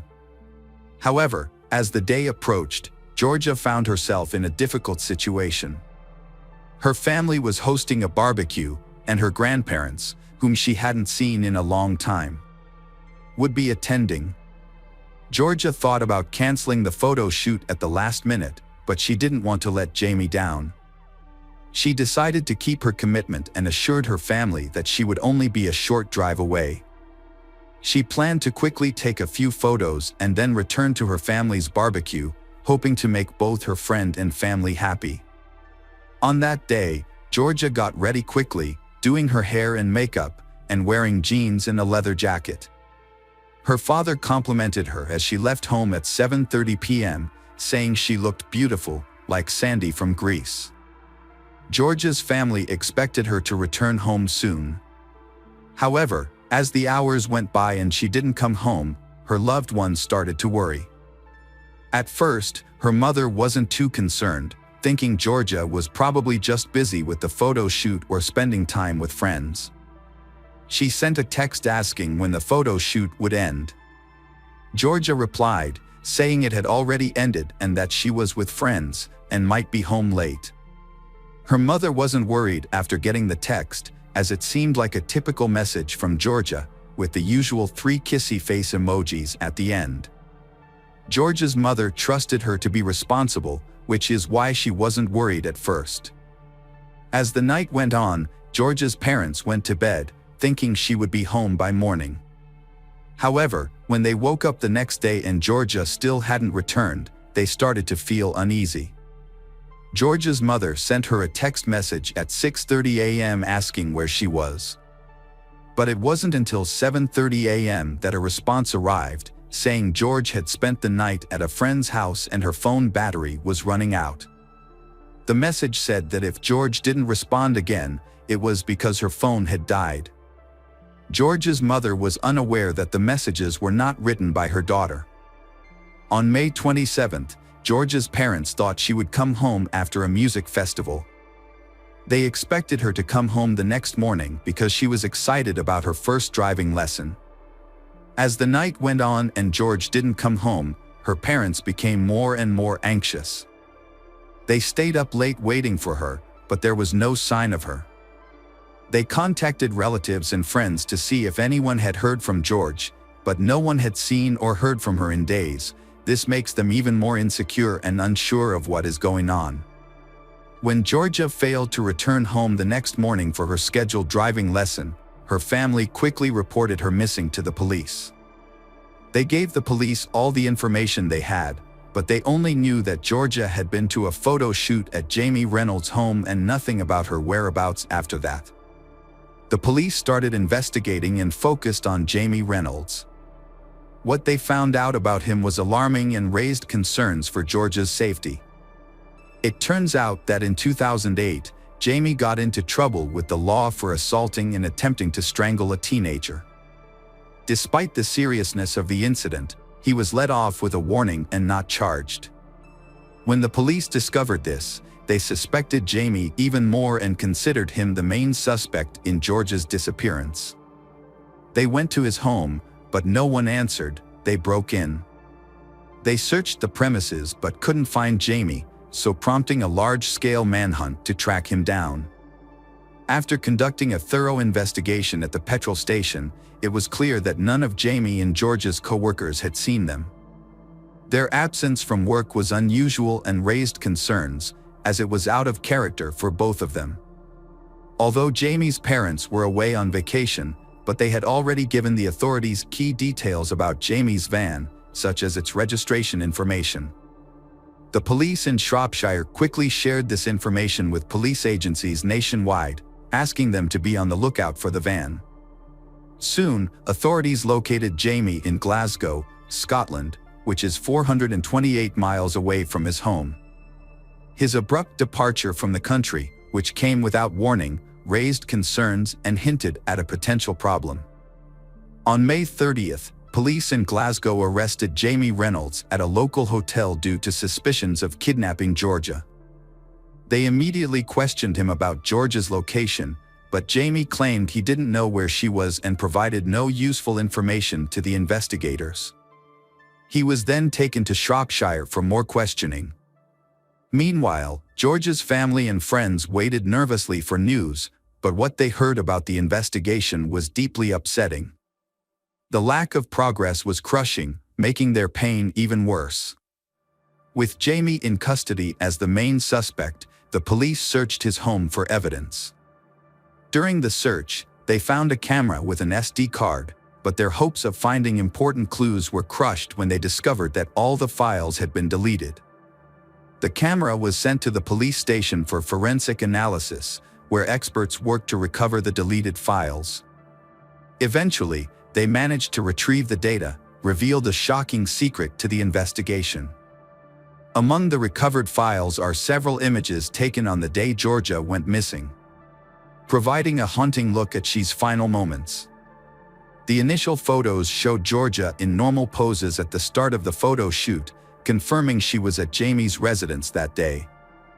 Although she appeared content and cooperative, it was clear Georgia had no idea about Jamie's sinister intentions. Sadly, she unintentionally entered a hazardous situation without realizing the risks, which ultimately led to her tragic death. As authorities went through the images, the tone became increasingly dark and unsettling.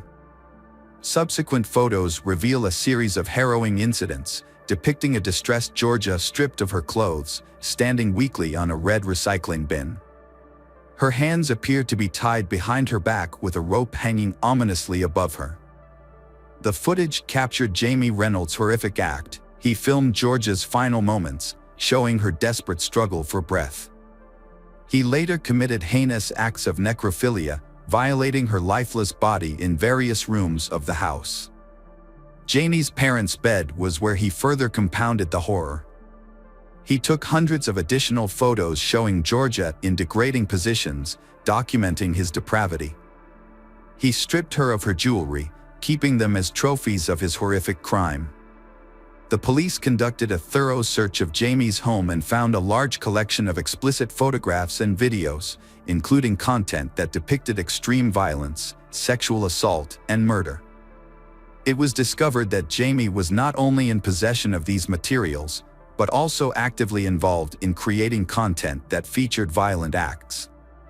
Jamie's parents were alerted to their son's disturbing interests and immediately ended their vacation to meet with authorities. They revealed that Jamie had been exposed to violent and explicit content from the age of 14. It is possible that he was exposed to such content even earlier. Although his parents tried to intervene by blocking access to certain websites, Jamie found a way to circumvent their efforts. At the age of 14, he contacted the internet provider and set up his own private Wi-Fi connection, which allowed him to continue accessing the blocked websites without his parents' knowledge. When Jamie's parents first found out he was watching these videos, they became worried and contacted the police and Child Protective Services. However, the authorities said they couldn't take any action because watching such content wasn't against the law. As the police looked into the matter further, they found a set of notebooks containing 40 separate stories written by Jamie. These stories were centered around harming, sexually assaulting, and murdering women. Additionally, investigators discovered that Jamie had searched social media platforms, printed and marked images of young girls with nooses around their necks. One of the stories, titled "Georgia Williams Surprised," has a very similar plot to the incidents that led to Georgia's death. Authorities believe this narrative may have been a pre-planned scenario, intended to be carried out from the start. Jamie began writing this narrative in January and finished it just 3 weeks before the murder. Despite being questioned, Jamie refused to reveal the location of Georgia's body, insisting he was innocent. As a result, investigators had to painstakingly reconstruct Jamie's movements from the Monday morning after Georgia's murder. They started by reviewing surveillance footage of Jamie refueling his vehicle at a petrol station. Unbeknownst to them at the time, Georgia's body was hidden in the back of Jamie's van. After refueling, Jamie drove 60 miles to a movie theater, leaving Georgia's body in the van parked in the theater's lot.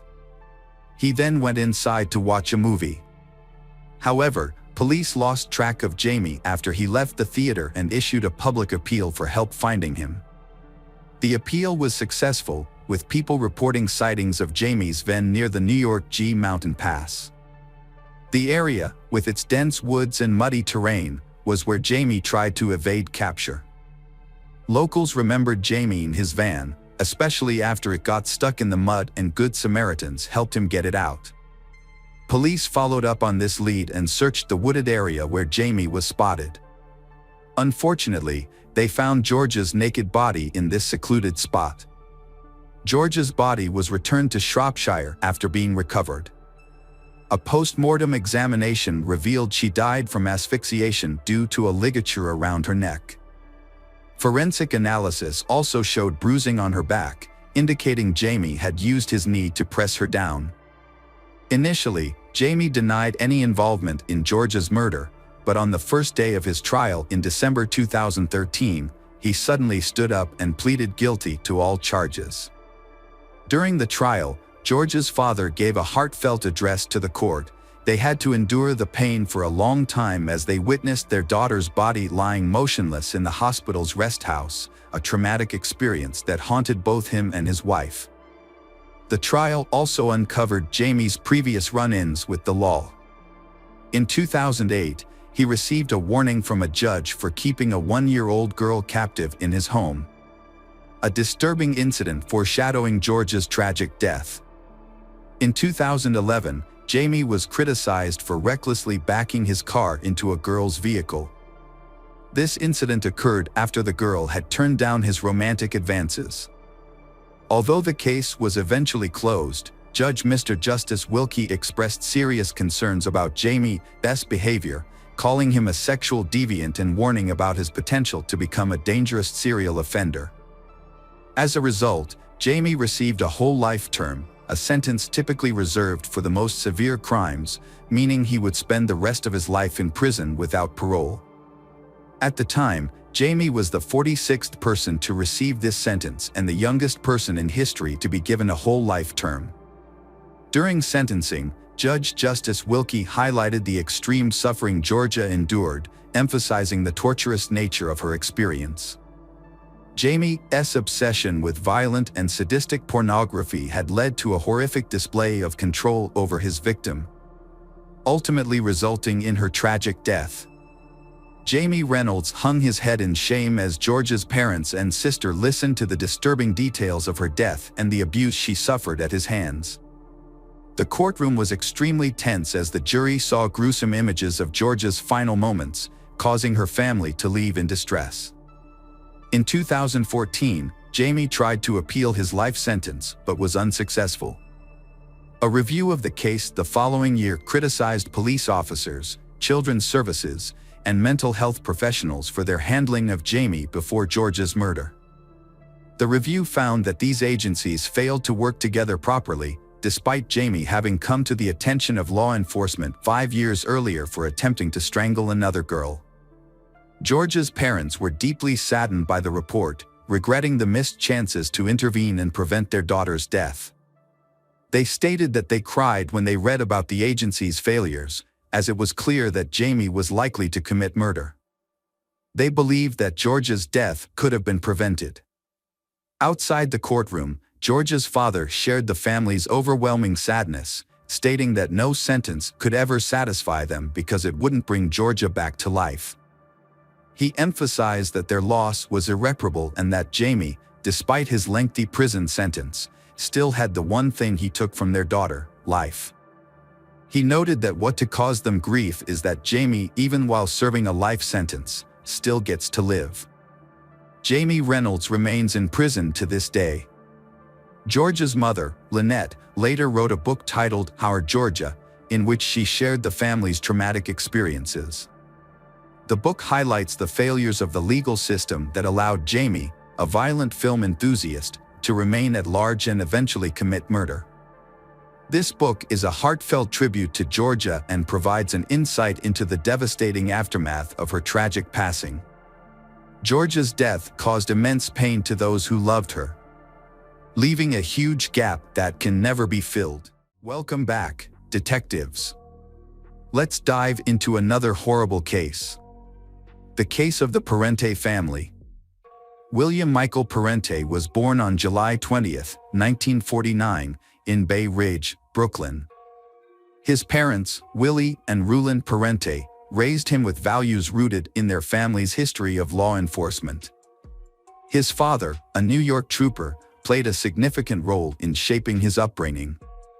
As an only child, William received his parents' undivided attention. He spent summers enjoying the sun with his family in Long Beach.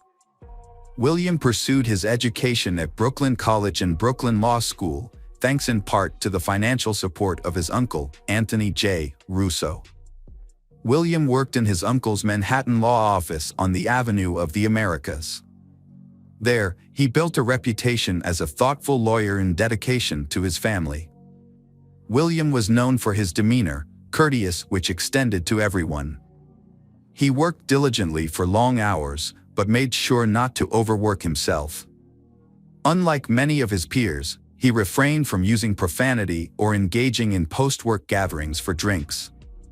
His disciplined lifestyle and commitment to kindness set him apart in the legal community.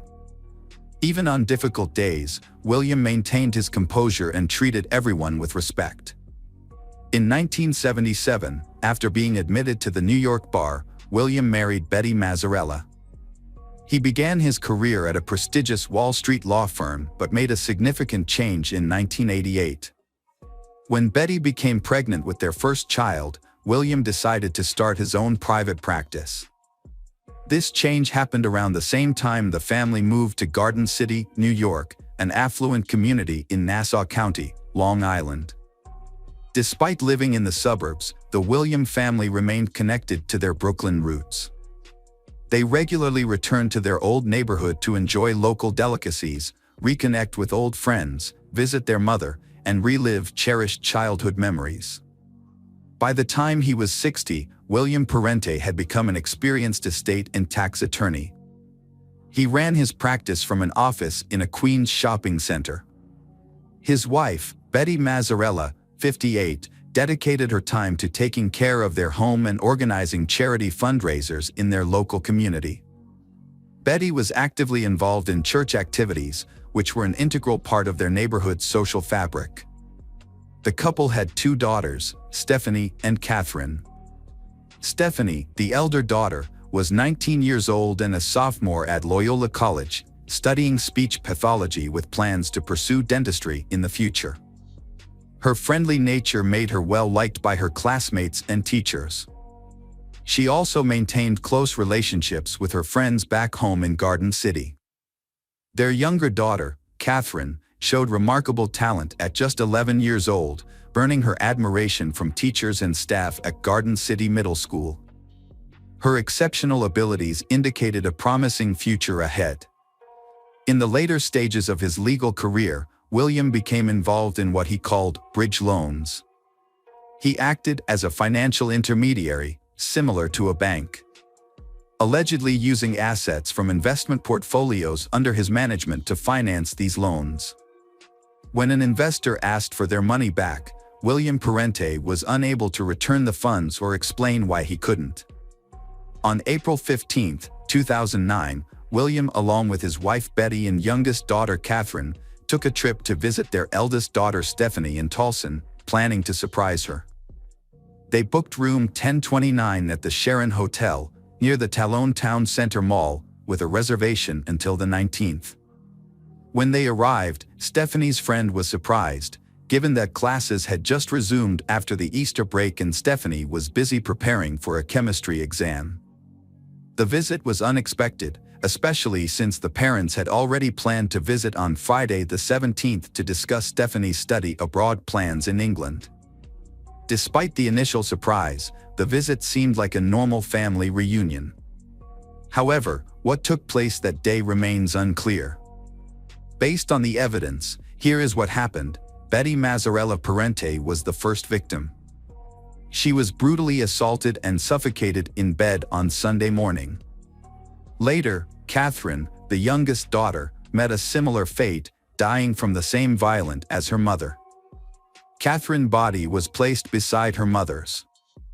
On Sunday afternoon, Stephanie arrived at the hotel after leaving her campus and tragically met the same demise as her mother and younger sister. Her body was laid beside theirs on the bed.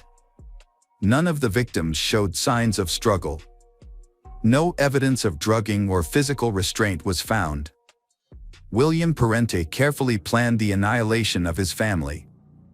On that somber Sunday, around midnight, one of Stephanie's close friends and roommates grew worried about her absence from their dorm room. After hours of worrying, the roommate called the hotel room phone to reach Stephanie. The roommate knew Stephanie planned to return to the dorm to study for final exams, so they were surprised when William Parente, Stephanie's father, answered the call. William explained that Stephanie was staying at the hotel with family. The roommate accepted this excuse and ended the call, unaware that Stephanie was already dead. Later, the roommate thought back on the conversation and remembered that William's tone seemed unusual. On Monday morning, William Parente ended his life by using a knife he had bought at a nearby mall. He inflicted fatal injuries on himself in the hotel bathroom. When the family failed to check out, hotel staff became concerned. School Loyola College also raised concerns about Stephanie's unexplained absence from classes, especially since it was a crucial time for her final exams. The college contacted the hotel, requesting a welfare check on Stephanie and her family. At 3 p.m., a housekeeper tried to enter their 10th floor room but found the door locked and received no response. The housekeeper alerted other staff, and a hotel manager entered the room. The manager found William Parente's lifeless body in the bathroom, having taken his own life with a knife. The manager quickly called emergency services and continued to investigate. As he entered the room further, he found 3 bodies carefully arranged on one of the beds. The victims were Betty Mazzarella and her 2 daughters, Stephanie and Catherine. The Baltimore County Police were immediately called to the scene, and all other guests on the 10th floor were relocated as part of the investigation. The police also took the family's Mercedes-Benz SUV from the hotel parking lot. After investigating, they determined that William Parente had committed a murder-suicide on that Sunday. And the police found that the causes of death were asphyxiation and blunt force trauma. They believe that Betty and Catherine were the first victims, followed by Stephanie. The police think that one of William's last interactions was with Stephanie's boyfriend, who tried to call Stephanie around midnight. However, Stephanie had already been killed by her father by then. Shortly after the call, William likely went to the bathroom and took his own life using a knife he had bought earlier from the mall. It is believed that William Parente's decision to kill his family and then commit suicide may have stemmed from an investigation into his possible involvement in a major fraud. William Parente was accused of being part of a Ponzi scheme, a type of investment scam where money from new investors is used to pay existing ones, often resulting in huge financial losses. Investors have been scammed of around $20 million, with one investor claiming a loss of $450,000.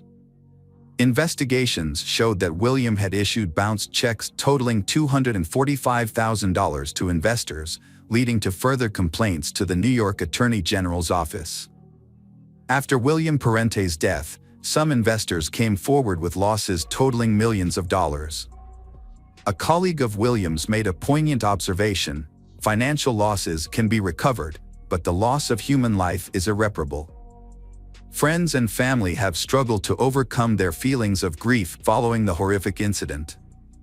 A memorial service was held at Loyola College on Monday night to honor Stephanie's memory. The family William Parente home, once full of life, became a somber space filled with tributes such as flowers and candlelit vigils. A funeral service was held at St. Joseph's Church in Garden City to commemorate Betty and her daughters. According to reports, Catherine's middle school classmates were transported by bus to attend the service. Stephanie's college peers made a significant effort to join, driving from Talon and arriving as early as 4 a.m. for the morning ceremony. The family was laid to rest together at St. Charles Cemetery in East Farmingdale, New York. In contrast, William Parente received a separate, private funeral service at a different location. He was cremated, but the location of his ashes was not publicly disclosed. The horrific actions of this merciless perpetrator have caused immense distress for the victims and their loved ones. Hello again, true crime fans. We've got another mysterious case to explore. The case of the Foster family. Christopher Foster had always been considered a success. His mother, Enid, described him as someone who actively pursued financial opportunities from an early age. Along with his younger brother, Andrew, he aspired to follow in the footsteps of their late father, who had been a sales manager. Although they both aimed to become successful businessmen, Chris and Andrew had had a tense relationship since they were children. Andrew later explained that Chris's confidence and assertiveness had overshadowed Andrew's quiet nature. Despite this, both brothers were very close to their mother, Enid. In 1987, Chris married Jill, a housewife, and they had their daughter Kirsty in 1993. Chris's path to wealth began in the late 80s when he worked as a mattress salesman and used inexpensive pizza boxes for insulation. His life changed dramatically after he founded a successful engineering company. This business made Chris a self-made millionaire through the development of an innovative insulation material that became essential in the oil industry.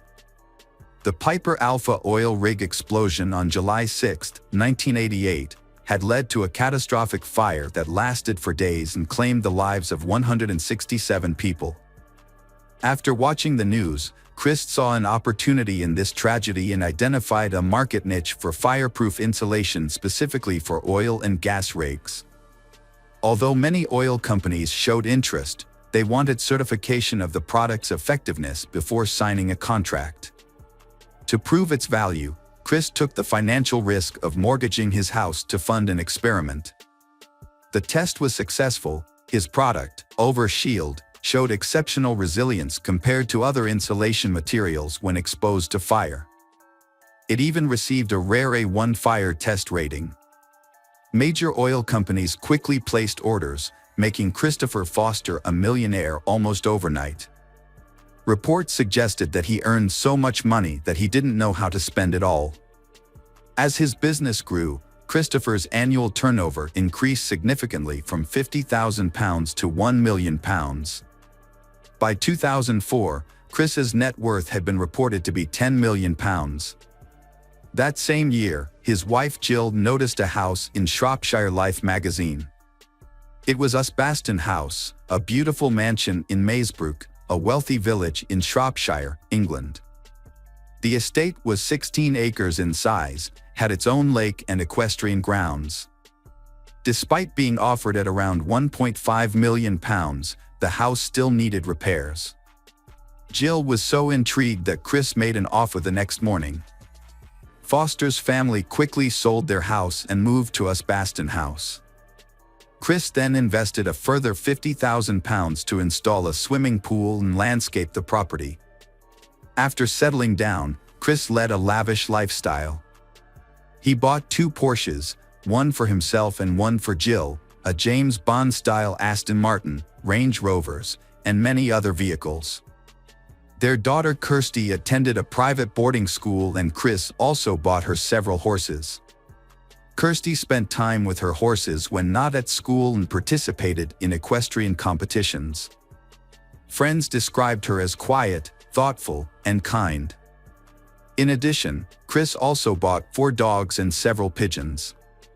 He further enhanced their lives by hiring a butler and a personal assistant, and the house had antique furniture worth more than £200,000.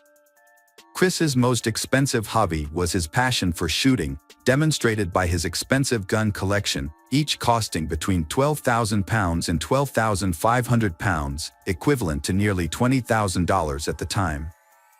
Chris often attended shooting parties that could last 3 days, with bills running up to £8,000. He had a habit of leaving guns around the house. Occasionally, when pigeons made a mess of Chris's car, he would shoot them, much to Jill's frustration. In one disturbing incident, when Kirsty's black Labrador began disturbing the sheep, Chris was unable to control the dog and let it down a country road to shoot it in the head. Chris was a successful businessman but lacked a long-term vision. Notoriously impulsive, he craved instant gratification and was quick to cut ties with people who annoyed him. Chris enjoyed being admired and envied by others for his wealth, and social status was very important to him. Over time, both Chris and Jill moved up the social ladder, and it became clear to those close to Chris that he wanted to move away from his roots in Wolverhampton. Jill enjoyed shopping sprees and spent her days doing self-care activities like nail and hair appointments, along with beauty treatments like manicures and Botox injections. Chris and his family regularly went on luxury vacations, staying in luxury hotels and enjoying the best food.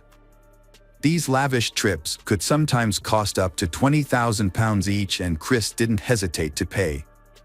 However, unbeknownst to his friends and family, Chris had reached his financial limit and began withdrawing money from his business. His excessive spending had led to financial imbalance, with more money going out than coming in.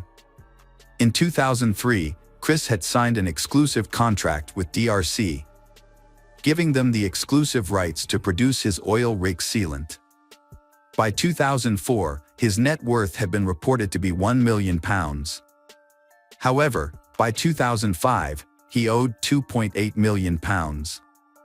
Instead of cutting costs, Chris, due to his lavish spending habits, sought more money from other sources. Despite the exclusive agreement with DRC, he signed another contract with another company to sell his products. DRC discovered this infringement and sued Chris, resulting in a lawsuit and DRC acquiring Chris's patent.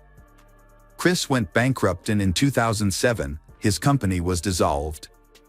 His assets worth £3 million were frozen and his salary was gone. Despite serious financial troubles, Chris continued to act as if nothing significant had happened. At the same time, Chris became involved in a dispute with his accountant, who reported him to the Inland Revenue for tax evasion. Chris had failed to pay VAT, national insurance, and various other taxes. To deal with his increasing tax obligations, he had to borrow from banks to ease his financial strain. In addition, he had mortgaged the Osbaston house 3 times and withdrawn money from more than 20 different bank accounts. Despite his lavish lifestyle and constant spending, Chris still tried to hide the fact that he was deeply in debt. Chris gradually found himself struggling with overwhelming challenges, aware that time was ticking away and fearful of losing everything. However, during a conversation with a friend about houses, Chris insisted that he would never sell Osbaston house. Struggling with the pressure to maintain his flashy and knowing that his time and money were running out, Chris repeatedly sought professional help. He confided in the doctor, revealing his feelings of depression and suicidal thoughts. He started taking antidepressants. In August 2008, Chris came across a letter from his house managers posted on the front gate. The letter reported that they planned to return the following Tuesday to reclaim the house and other assets. The housekeeper said that when she showed Chris the letter, Chris appeared confused but remained silent. The nightmare that Chris had been avoiding had now become a harsh reality. He was on the brink of losing all his material possessions. The thought of Kirsty and Jill losing their familiar lifestyle was unbearable for Christopher. His family faced the possibility of returning to Wolverhampton, saying goodbye to their lavish lifestyle. For a proud man like Chris, such a situation would have been extremely humiliating. On August 21, 2008, a friend contacted Chris via text message to ask about his health, and he replied, "Not good, things are about to happen to me." On August 25, 2008, the Foster's family received an invitation to a barbecue and clay pigeon shooting event. They then joined the gathering. None of the attendees noticed any signs of difficulty in the Fosters. Witnesses recalled that Chris appeared happy. Their family still exuded happiness without knowing what Chris had planned that night. Chris informed Jill that he wanted to leave the gathering. Although Jill wanted to stay a little longer, they eventually left around 8:30 p.m., arriving home just a few minutes later at 8:44 p.m., their route captured by home security footage. Soon after, Jill went to bed. At 11:30 p.m., Chris went upstairs to check on Kirsty, urging her to go to bed while continuing to text a friend online. Around midnight, Chris decided to turn off the internet, causing Kirsty to end her conversation with her friend and go to bed. At 3 a.m., Chris began his violent rampage. He entered Jill's room and used a silencer to shoot her in the head while she was sleeping.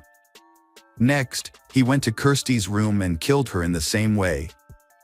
Home security cameras recorded Chris's actions as he carried a shotgun outside the dog cage, killing each dog with a shot to the head.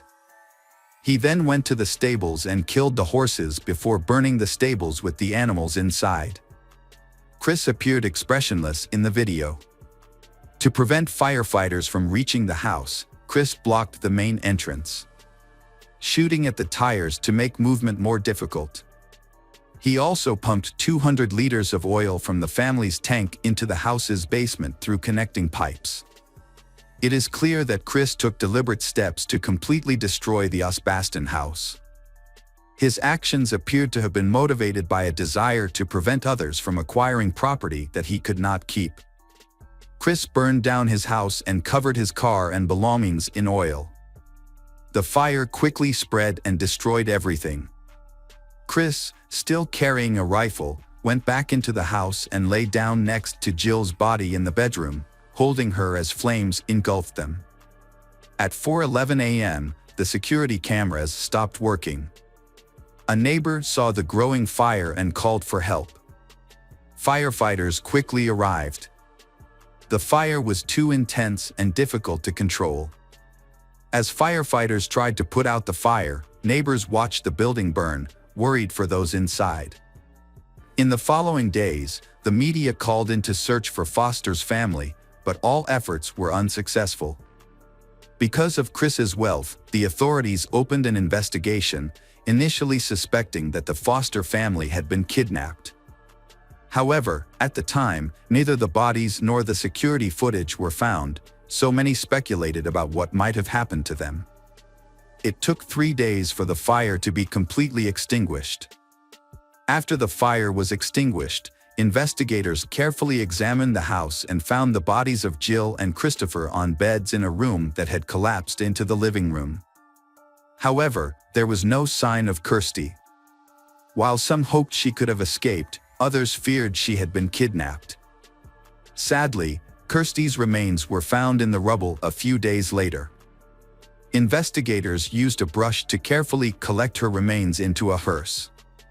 A fragment of Kirsty's skull revealed that she had suffered a gunshot wound to the head, like her mother. After examining the body, the police began to suspect that Chris had committed a crime. At the same time, they began investigating his financial situation. When they dug deeper, they discovered that Chris, a seemingly successful businessman, was actually heavily in debt. His total debt had reached £4 million, and when creditors tried to take his assets, they discovered that Chris had intended to demolish the house to ensure that there was nothing left for them to take. Security footage confirmed the police's suspicions. Chris committed the murders and took his own life without leaving any explanation or warning. Speculation about the motives behind the brutal crime led to 2 main theories. One theory had suggested that Chris, feeling ashamed of having lost his fortune, chose to commit the heinous act to avoid admitting his failures. Another theory had proposed that Chris, being self-centered, decided to destroy everything rather than face the possibility of loss. However, Enid had disagreed with these theories. She had firmly believed that Chris acted out of love for his family, trying to protect them from financial ruin.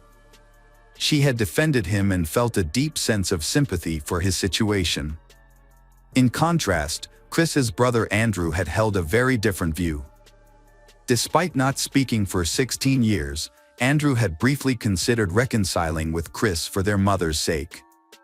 However, his fear of a hostile encounter had kept him from reaching out. Andrew had alleged that Chris had bullied and sexually assaulted him during their childhood, leading to a tumultuous relationship. Andrew had maintained that Chris exhibited bullying and controlling behavior.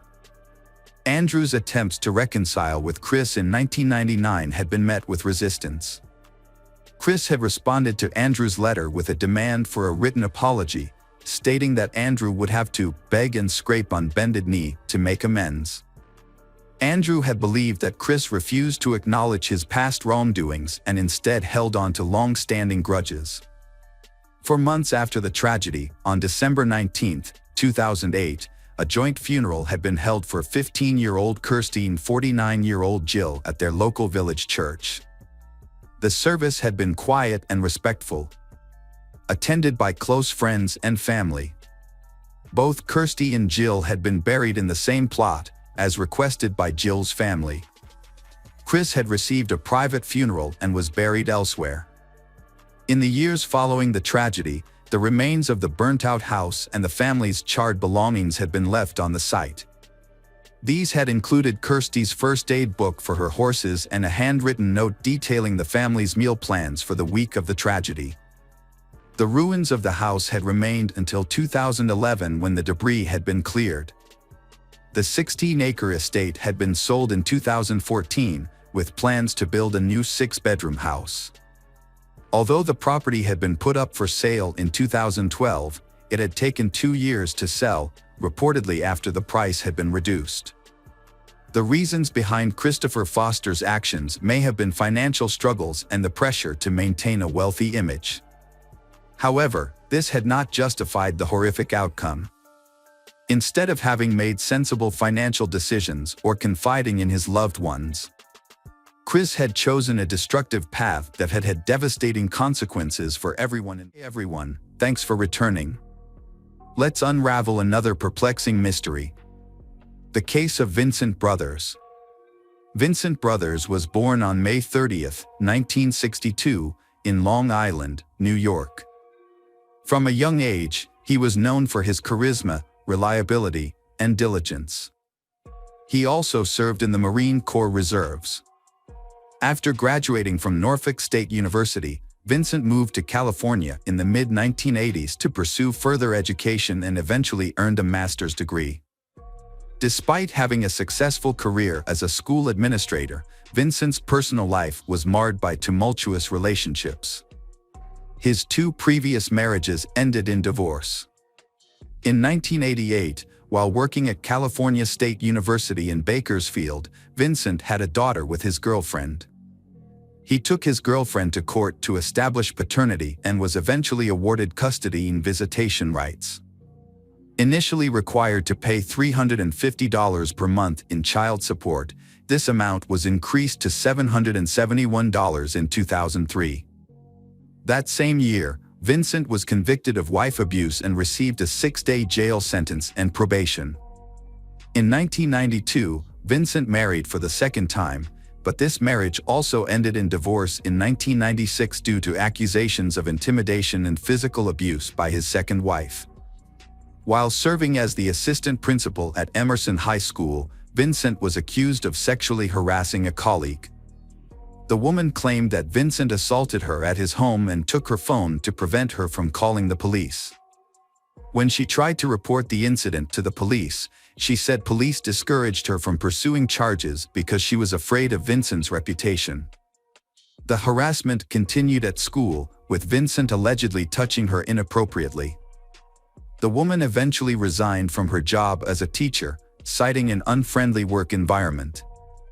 The school district investigated Vincent due to his increasingly threatening behavior and threatening phone calls.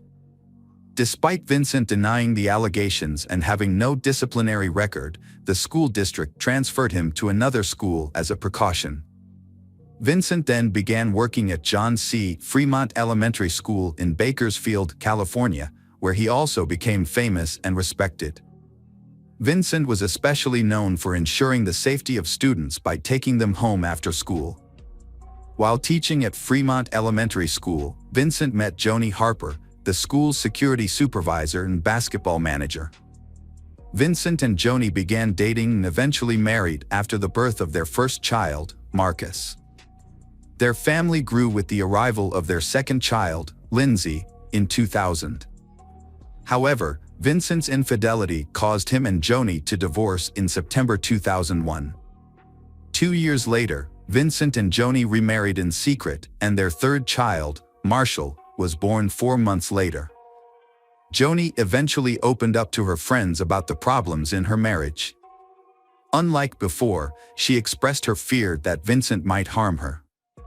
However, to those around them, Vincent's family appeared happy and actively involved in the community, often attending local events and maintaining good relationships with others. From the outside, Joni and Vincent's marriage seemed stable.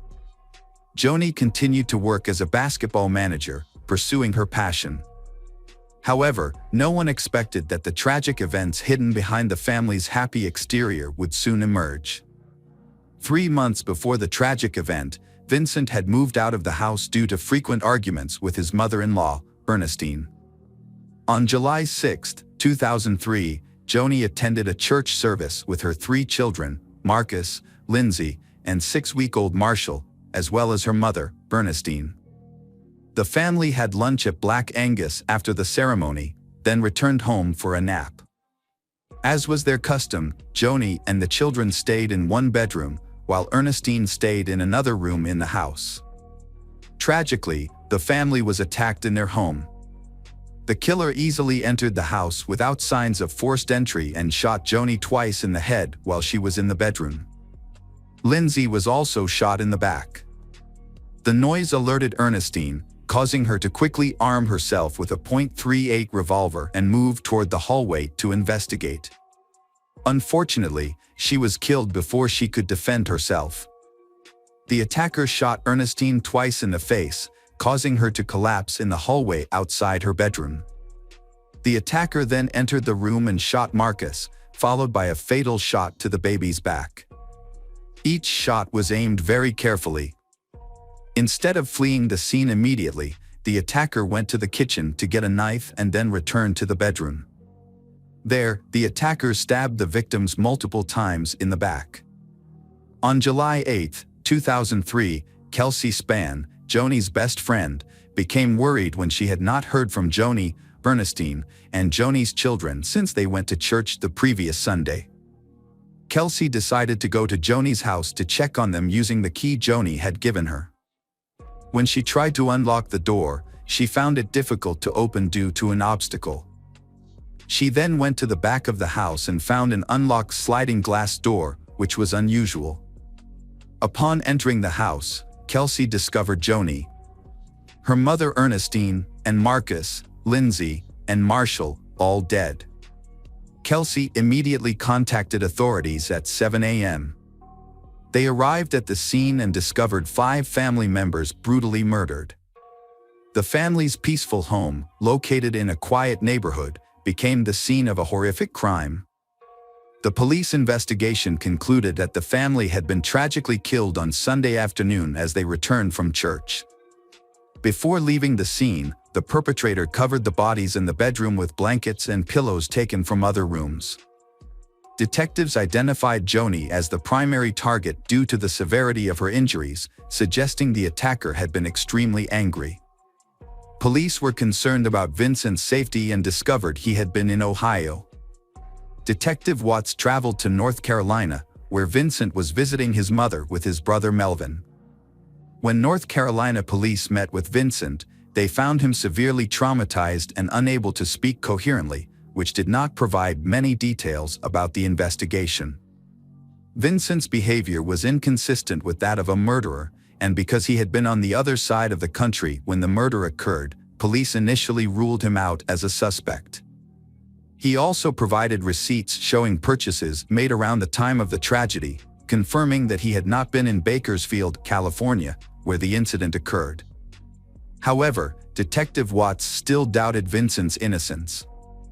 Notably, Vincent never asked how his wife and children had died, which aroused suspicion. On July 11, 2003, Vincent had returned to Los Angeles without attending their family's memorial service, but Vincent had attended their funeral 5 days later. As the investigation continued, it was discovered that Vincent had moved out of his family home in April 2003. Additionally, his wife, Joni, had been planning to divorce him again and had sought child support. Authorities also discovered that Vincent had had a history of violence against women, which had led them to take a closer look at his alibi. Upon further investigation, surveillance video from the store's checkout counters had shown that Melvin, not Vincent, had made the purchase at that time. When confronted, Melvin revealed that Vincent had told him to make these purchases in Vincent's name. Despite their efforts, police were unable to find any witnesses who had seen Vincent between the evening of July 4th and the evening of July 7th. Both Melvin and his family insisted they had not seen Vincent during this time. Although there was no direct evidence linking Vincent to the murder, police discovered he had some suspicious activities. Vincent had rented a car when he had arrived in Columbus, Ohio, and he had stayed at his brother's house. Police suspected Vincent had flown to Columbus on July 2, 2003 to visit family, then returned to Bakersfield on July 4th, where the tragic incident had occurred on July 6th. He was supposed to return to Ohio on July 7th and had arrived late that evening. Law enforcement had conducted a thorough inspection of the Dodge vehicle, paying special attention to its radiator and air filter. To help identify insects found in the car, investigators had enlisted the expertise of Dr. Lynn Kimsey from the Bohart Museum of Entomology at the University of California, Davis. Dr. Kimsey carefully had analyzed the insects and identified more than 100 species, including several species found only in the western region beyond the Rocky Mountains. The presence of some insects suggested that Vincent had moved at night. By carefully analyzing the insects, Dr. Kimsey had been able to plot a path that showed the car had traveled west from Ohio. Investigators later had tracked down the 5 previous car renters and confirmed that none of them had driven the car to California or near the Rocky Mountains. Police also had examined photographic evidence and found the end of a rubber glove in the laundry room. DNA testing showed a match. It belonged to none other than Vincent Brothers. Detective Watts had discovered that Vincent had been planning to leave town and had begun selling his assets, including putting his house on the market. As a result, Vincent had been arrested on April 30, 2004 and charged with 5 counts of first-degree murder. The trial began in 2007, with prosecutor Lisa Green leading the case. The prosecution argued that Vincent's motive for the murder had been financial, suggesting he had acted out of fear of having to pay child support due to his impending divorce from Joni. The prosecution portrayed Vincent as a serial adulterer who often had disappeared for long periods of time and who could become violent. To support their case, the prosecution called several witnesses, including Dr. Lynn Kimsey, who testified that the insects found in the Dodge were consistent with insects commonly found along Interstate 70. This testimony was further supported by evidence showing 5,424 miles had been driven from July 2 to July 11 in accordance with the prosecution's statement. However, when Melvin had appeared in court, he tried to change his previous testimony, claiming that he had lied to the police about Vincent giving him a credit card to use. In response, the defense presented an expert on high-speed driving, who argued that maintaining an average speed of 70 miles per hour during the trip from Ohio to California had been extremely difficult. The defense also presented its pathologists, who testified that the murders could have occurred as late as Monday morning, July 7, 2003. The defense also had presented interrogation tapes to prove that Melvin had been pressured by police to change his statement. Additionally, they called a witness who claimed to have seen a car accident involving Vincent on Sunday morning, in which a boy on a bicycle had collided with Vincent's rental car at an intersection. Although the incident had not been reported to the police due to the lack of damage or injuries, the prosecution attempted to verify the story. Vincent had taken it upon himself to defend himself. He had strongly denied all accusations about his married life and had firmly denied the accusation of murdering his family. Throughout his testimony, Vincent had become emotional and had shed tears several times. The prosecution had called Carla Tuya, principal of Franklin School, as a witness. She had testified about her past relationship with Vincent, which had begun in 1996 when his son was born and had ended in 2002 when she had decided to end it. Carla revealed a shocking secret that she and Vincent had been intimate just weeks before the family tragedy, directly contradicting Vincent's previous denials about everything. This admission had damaged Vincent's claim to fidelity to his family. The prosecution had argued that the crime had been carefully planned in advance. Thanks to knowing the family's Sunday habits, the murderer had gained an advantage and had had the opportunity to strike. The perpetrator had taken advantage of this and had waited until the whole family was asleep, then had used the spare key to enter the house through the sliding glass door and had killed each family member.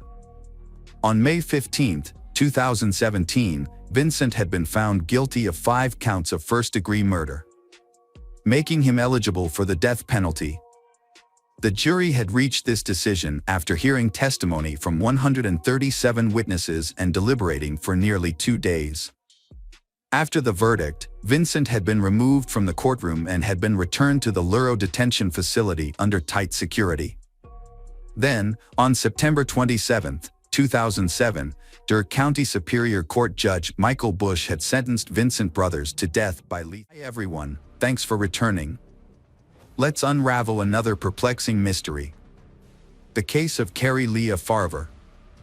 Carrie Leah Farver was born on November 30, 1974 in Macedonia, Nebraska, USA. After going through many relationships, she raised her son Maxwell alone. Carrie Leah loved her son very much. Carrie Leah spent a month in bed due to severe depression. Her mother, Nancy Rainey, helped take care of her son Maxwell. The complicated relationship with Maxwell's father along with the difficult living conditions caused Carrie Leah, a young woman of 20 years old, to fall into an unstable psychological state. Doctors diagnosed Carrie Leah with bipolar disorder. People with bipolar disorder often have two opposite psychological states. One moment they can feel overly excited, energetic and friendly, but then they can fall into a state of depression, frustration and helplessness. This disease causes them a lot of difficulties in daily life. However, in the early 2000s, Carrie Leah's doctor found an effective treatment that allowed Carrie Leah to live a normal life. In the fall of 2012, Carrie Leah received a lucrative job offer in nearby Omaha, an opportunity she couldn't refuse. Carrie Leah accepted the offer. However, her son, Maxwell, was in middle school and didn't want to change his familiar surroundings, so Maxwell decided to stay with his grandmother in Macedonia. One day in November 2012, Carrie Leah met Dave Kropa at the auto repair shop where he worked. When Dave looked at Carrie Leah's Ford Explorer, he realized that he really liked this woman. Carrie Leah was showing Dave something inside the car, and they stood close to each other, and there was a little tension. Not long after, Dave and Carrie Leah went on a date. Carrie Leah went to Dave's house. A while later, a woman named Liz called Dave a lot and texted him. Then Liz went to Dave's house to pick up something he had left for her. Dave explained to Carrie Leah that Liz Gollier was the first person Dave met online in 2012. Liz, born in 1975 in Michigan, initially told Dave that she was not looking for a serious relationship because she was a mother and needed to spend most of her time with her children. In Dave and Liz's relationship, they had few topics to talk about, and their relationship was mainly physical. After a while, Liz began to worry about what Dave was doing when she was not around, as well as who he was seeing. Dave often reminded her that they were in an open relationship and that she should not worry. He also insisted that Liz was free to date other men. However, Liz was not happy with this and began to bother Dave more and more. Liz also felt jealous of Dave's children and their mother, Amy, because she could not understand the close relationship they had after the breakup. Eventually, Liz's actions upset Dave, and he decided to break up with her. Carrie Leah sympathized with Dave, as everyone had relationships in the past, and Carrie Leah did not let that affect their relationship, but Liz was clearly upset to see a strange woman in Dave's house. Liz, feeling that Dave was increasingly distancing himself from her, wrote text messages, emails, and called Dave. However, Dave would not stop seeing Carrie Leah or anyone else because of Liz. 2 weeks after moving to her new job, Carrie Leah began dating Dave. Carrie Leah and Dave began spending more time together. Dave felt comfortable with Carrie Leah around. Carrie Leah said that she was not looking for a serious relationship, but just wanted to enjoy the good times together. In December 2015, Liz was shot. Liz probably guessed who it was. Luckily, the wound was not fatal. Liz thought, "This can't go on any longer, I have to do something." At 9:45 a.m. at work, Dave suddenly received a text message from Carrie Leah. In the message, Carrie Leah expressed her desire to live with Dave forever. The content of the message made Dave feel confused and surprised, because he did not understand the reason for Carrie Leah's sudden change. because before, they had discussed and agreed that both of them would not rush into a binding relationship. Dave gently replied to Carrie Leah that he was not ready for this big change. Carrie Lee's response was very unpleasant. When Dave returned to the apartment, he found that all of Carrie Lee's belongings that she had brought were gone. This made him think that Carrie Leah had left him. On the same day, Carrie Leah deleted him from her Facebook friend list. Although it seemed like everything was over, it was not. Dave began receiving a series of text messages and emails from Carrie Leah, which were full of curses and threats to ruin Dave's life. The messages were numerous and all of them were rude. In addition, Carrie Leah did not show up for work. The strange messages from Carrie Leah were not only sent to Dave, but also to her mother and 15-year-old son. In May 2013, Carrie Leah posted a lengthy post on her personal Facebook page, in which she wrote, she had answered enough questions to prove to everyone that she had had enough.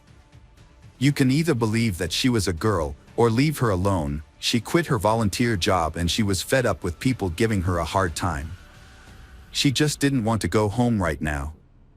She was a grown woman, and if she wanted to leave home, she had every right to do so. Sorry for hurting everyone. Carrie Leah then remained absent for a while. Her mother realized something was wrong when Carrie Leah missed her own birthday, Max's birthday, and other family celebrations. Finally, when her father passed away. After a while, Liz Gollier began receiving messages from Carrie Leah. In those messages, Carrie Leah criticized and insulted Liz, even threatened Liz to stay away from Dave. To understand Carrie Lee's strange behavior, Liz contacted Dave. He said he was also in a similar situation. Carrie Leah sent him many messages and emails, in which Carrie Leah accused Dave of all kinds of wrongdoing, called him a liar, and promised to avenge the pain he had caused Carrie Leah.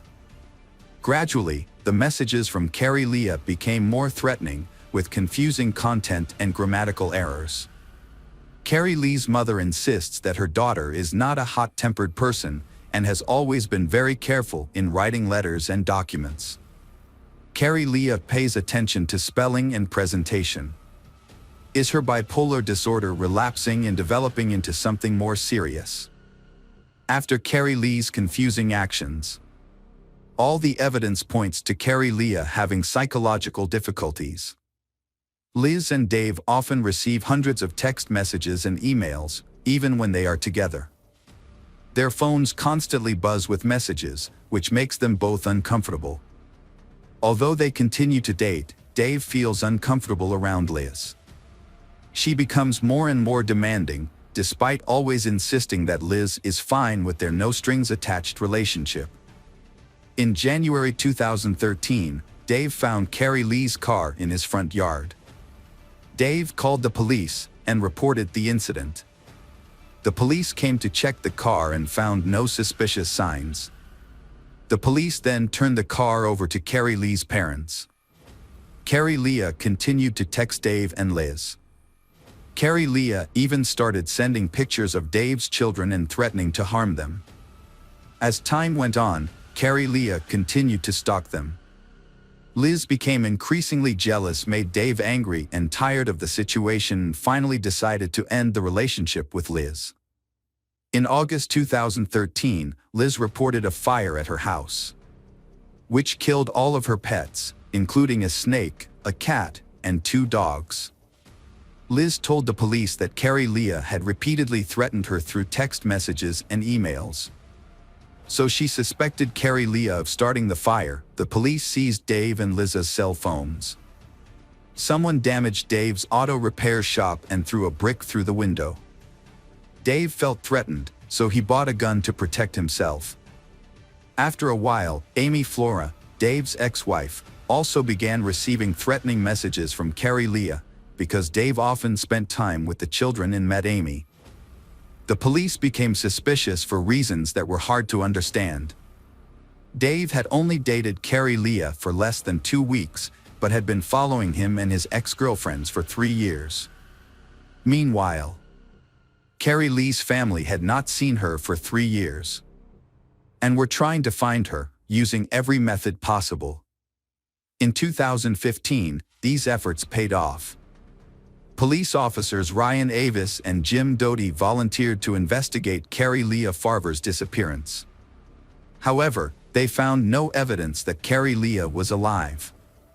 It was unusual for an adult to pack up and leave without spending any money. No one had seen her, and no one had heard her voice. This was very strange. With the assistance of Anthony Kawa, digital forensics administrator at the Pottawatomie County Sheriff's Office, police analyzed the contents of Dave and Liz's phones. In 2013, Anthony reported that Carrie Leah Farver had sent more than 50,000 text messages and 15,000 emails to Dave over the course of 3 years. Anthony also said that those impersonating Carrie Leah were becoming more sophisticated in their operations, trying to hide their IP addresses and real identities. It seems that someone knew what they were doing and had access to various computer programs. In December 2015, Liz Gollier contacted the police to report that she had been shot in the leg outside her home. She determined that the attacker was not Carrie Leah but Dave's ex-wife Amy Flora. Furthermore, Dave had a missing gun that Amy may have taken. It is possible that Amy was behind Carrie Lee's disappearance. A clue in the investigation indicates that people associated with Dave were being harassed. It is possible that Amy, having had a difficult life after breaking up with Dave, the father of her children, decided to take revenge and eliminate all rivals, and the relationship between Dave and Amy was still quite good. The children together brought them closer, and Carrie Leah clearly hindered their reunion. The police quickly questioned Amy, but surprisingly, Amy had an alibi.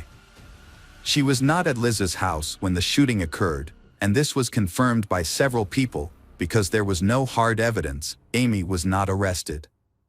Experts processed the data from Liz's cell phone and discovered important information. Anthony discovered fake email addresses with different variations of the name Carrie Leah. In addition, Anthony found an application that Carrie Leah used to schedule messages to be sent at certain times. This could explain why Liz and Dave received messages from Carrie Leah at the same time. Anthony began to suspect Liz Gollier. The answer became clear when Liz's fingerprints were compared to those found on the steering wheel of Carrie Lee's car, and they matched perfectly. The culprit was revealed. The killer has been here for years without anyone knowing. The case needs to be solved as soon as possible. The police want to catch Liz red-handed, so they plan to frame Liz. The police decide to make up a story about believing Liz, with Amy still being the main suspect. Liz takes the bait. Liz is extremely happy because she can finally get rid of another rival who is hindering Liz's happiness with Dave. Soon after, Liz gives the police an email that she says is from Amy. In the email, Amy admits to kidnapping Carrie Leah and includes many details about the incident. The confession in the email states that Carrie Leah was stabbed in the stomach or chest before being dumped. In addition, the email contains information about Carrie Lee's car and home address that no one else knows. The police say that Liz has provided information that only the real culprit would know. The email messages clearly indicated that the crime had taken place in a car, so the police decided to re-examine Carrie Lee's car. After the police removed the upholstery and fabric, they discovered blood stains belonging to Carrie Leah, who had gone missing. Liz had created fake messages on Carrie Lee's behalf without raising suspicion. According to the investigation, Liz Gollier dated both Dave and a man named Garrett. Garrett lived at the IP address identified as the source of the messages under Carrie Lee's name.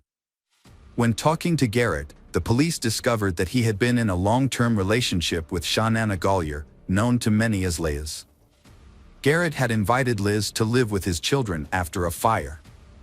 However, their relationship became complicated and strained when they lived together, with Garrett having to care for Liz's children while she was away. Garrett was surprised to hear from police that Liz had spent 40 to 50 hours a week impersonating the missing woman Carrie Leah. Liz's room was a mess, but no significant evidence was found. However, police did find several cell phones and electronic devices in the last room she stayed in. In late December 2016, Shawnana Gollier, known as Liz, was charged with first-degree murder.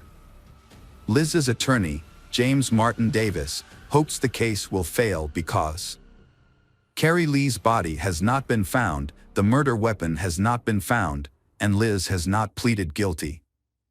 There is no evidence to prove that Carrie Leah is dead. The defense team decides to hold a new trial, with Liz's guilt decided by a judge. Electronic evidence was presented along with physical evidence. The prosecution asserted that the amount of blood found on the passenger seat of Carrie Lee's car was consistent with Liz's confession. Police analyzed the memory card that Liz had been using when Carrie Leah went missing. The memory card was on Dave's tablet. Police recovered deleted images, including a photo of a human foot with a Chinese symbol tattoo. The foot belonged to a man who had died many years earlier. There was also a tattoo that Carrie Lee's mother identified as Carrie Leah. The photo was used to confirm Liz's guilt. The judge found Shawnana Gollier, also known as Liz, guilty of first-degree murder and sentenced her to life in prison without parole. Additionally, Liz was convicted of arson in August 2013, a fire that not only destroyed her home but also killed her pet. Liz was sentenced to an additional 20 years in prison. She is currently incarcerated at the Nebraska Correctional Center for Women and maintains her innocence. Carrie Lee's son Maxwell has followed in his mother's footsteps by becoming a computer programmer. Maxwell graduated from the University of Iowa with a degree in software engineering and data science and is married. Thanks for returning. Let's unravel another perplexing mystery. The case of Nicole Peets. Nicole Peets was born on February 26, 1973 in King County, Washington. Nicole was the only child in her family and her parents divorced when she was in school. During her high school years, Nicole was an active, sociable, athletic girl who was well-liked by many people. She had many friends and enjoyed field trips to the countryside. After graduating from high school, Nicole studied public relations at Western Washington College. At the same time, Nicole was still actively involved in sports. Nicole took a coaching position at a local sports club. Nicole quickly gained the respect of her colleagues, and Nicole attracted many customers to her classes. After graduating from college, Nicole decided to continue her education to improve her management skills. She found a job at a large mobile communications company. Nicole's personality is friendly, sociable, and willing to help people, but few people know that inside she is suffering from a lot of pain and suffering. Nicole's teenage years were severely affected by alcoholism. The divorce of her parents was a huge shock to her fragile psyche. Her rebellious nature and bad friends influenced her, and she began drinking. All of this led to a serious alcoholism that lasted for many years and completely undermined Nicole's physical and mental health. At that time, Nicole's mother, Gail, worked as a flight attendant and was often away from home because of her busy work. Therefore, Gail did not realize the change in Nicole. Nicole lives with her elderly grandmother, who also did not realize that her granddaughter regularly drank alcohol. When the truth was revealed, alcoholism had caused severe damage to Nicole. To help Nicole, Gail, her mother, accompanied Nicole to support her. Gail accompanied Nicole to therapy and alcoholism meetings, helping Nicole open up and overcome her cravings. At that time, Nicole's mother Gail had remarried, and Gail's new husband, Robert, was supportive of his stepdaughter, loving Nicole like his own daughter and believing that Nicole could overcome her alcoholism. Nicole took treatment very seriously. She did not miss a single meeting and quickly overcame her addiction. However, alcohol caused many health problems for Nicole. She had serious problems with her pancreas that required surgery. In addition, her alcoholism at a young age had seriously affected her fertility, making it impossible for Nicole to have children. In the mid-1990s, when Nicole was recovering from her addiction and living sober again, Nicole met David. At the time, Nicole had just gotten a job at a sports club, and David was a regular at the club. David was a tall, handsome young man. David was immediately attracted to Nicole, an attractive trainer, and David began to show interest in her. David, who was 4 years younger than Nicole, soon developed a relationship that lasted almost 8 years, and it was not until 2002 that the couple decided to marry. David and Nicole had a simple wedding in Hawaii, inviting only their closest friends.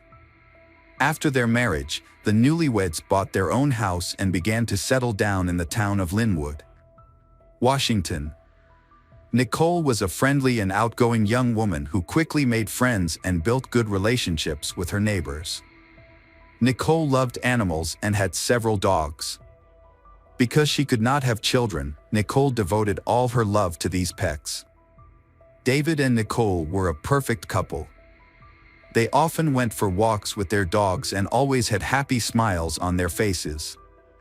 Nicole loved to cook, and she was a very good cook.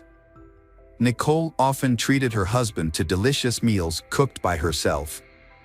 In 2006, just a few days before her 33rd birthday, Nicole mysteriously disappeared. That day, for the first time, she did not attend an Alcoholics Anonymous meeting, where she was the leader and inspiration for the group. Nicole also did not come to work, making her colleagues even more worried. In the evening, her mother, Gail, felt very worried when she could not contact Nicole all day, which had never happened before. Gail called Nicole's husband, David, to find out what was going on. However, David could not contact Nicole either. David said that David and Nicole had argued a little the day before, so when he tried calling Nicole the next day and got no response, he thought that Nicole was still angry with him. David did not rush to find Nicole right away, but waited until the evening to ask for her forgiveness. However, Nicole still did not come home that night. Nicole's family tried to contact her by phone but received no response. They decided to go to the police to report the incident. However, the police did not immediately accept their report because Nicole was an adult and had only been missing for less than a day. It was not until the evening of the second day after Nicole went missing that the police began searching. When Nicole did not appear and her phone was unreachable, the police decided to start searching from where she was last seen, which was her and David's house. However, after investigating, the police did not find any clues or unusual signs that Nicole had been kidnapped or that something had happened to her in that house. And Nicole's car was also missing with her, suggesting that she may have left on her own and did not want to return. Her mother Gail and stepfather Robert did not wait for the police to wait the required time and began the search themselves. They appealed to all concerned through social media to help in the search and share any relevant information about Nicole's location. Nicole's father and mother also took the first flight to Linwood, where they began searching for Nicole themselves, handing out flyers with her photo and asking people who knew her. The police searched for Nicole and her car. They tried to determine the route the car had taken on the day Nicole went missing. But there were no clues. The next morning a man was jogging when he took a shortcut through an area that was very sparsely populated.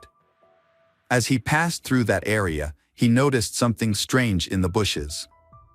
As he got closer, he realized it was the severely mutilated body of a naked woman.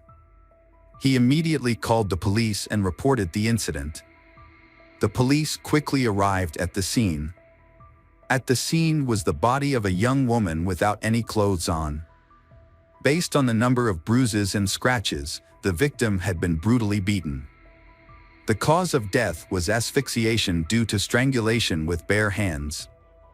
The police suspected that the body was Nicole Peets, who had been missing for several days. When Nicole's mother, Gail, went to the morgue to identify the body. Gail fainted when she saw the body, and her husband, Robert, was also very sad. As for Nicole's husband, David, he did not show any signs of grief. This made everyone around David feel a little suspicious of his reaction. The police continued to search for Nicole's car, hoping to find traces of the killer in the car. Information about the missing car was widely publicized in the media, along with a call for people to contact the police if they saw the car. Some time later, a gray Volkswagen Polo was found in a parking lot on the outskirts of town. The security guard there discovered the car when he realized that it had been left there for a long time. At the time, he did not know that the car was involved in this serious murder. The police took the car for inspection and examined it to look for evidence and clues to help track down the criminal. However, after the inspection, they found no traces, except for the fingerprints and DNA traces of Nicole and her husband David. Without finding any concrete evidence, the police returned the car to David. The truth is that Nicole was brutally murdered, but the motive for the crime remains unclear. In addition, the carjacking theory is unlikely, as the car was abandoned shortly after on the other side of town. Nicole Pizza's case remains unsolved after nearly a year of investigation. There have been no new leads in the search for the perpetrator. No one saw the suspect leave his car in the parking lot because it was not crowded and there were no surveillance cameras in the area. What is suspicious is that Nicole's case has been kept secret.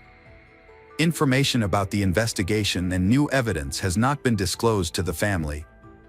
Nicole's relatives have not been fully updated, only receiving small details. Nicole's bank card was used at a gas station after she went missing. Although the police have collected images from the cameras, they have not yet disclosed the results of the investigation. When Nicole's case did not progress and the perpetrator was still at large, Nicole's parents decided to conduct an investigation themselves. They hired a private investigator to gather information, verify some suspicions, and offer a reward for anyone who could provide useful information. The reward was initially $10,000 and later increased to $35,000, but no new leads were found. David initially showed great interest in investigating Nicole's disappearance for the first 6 months.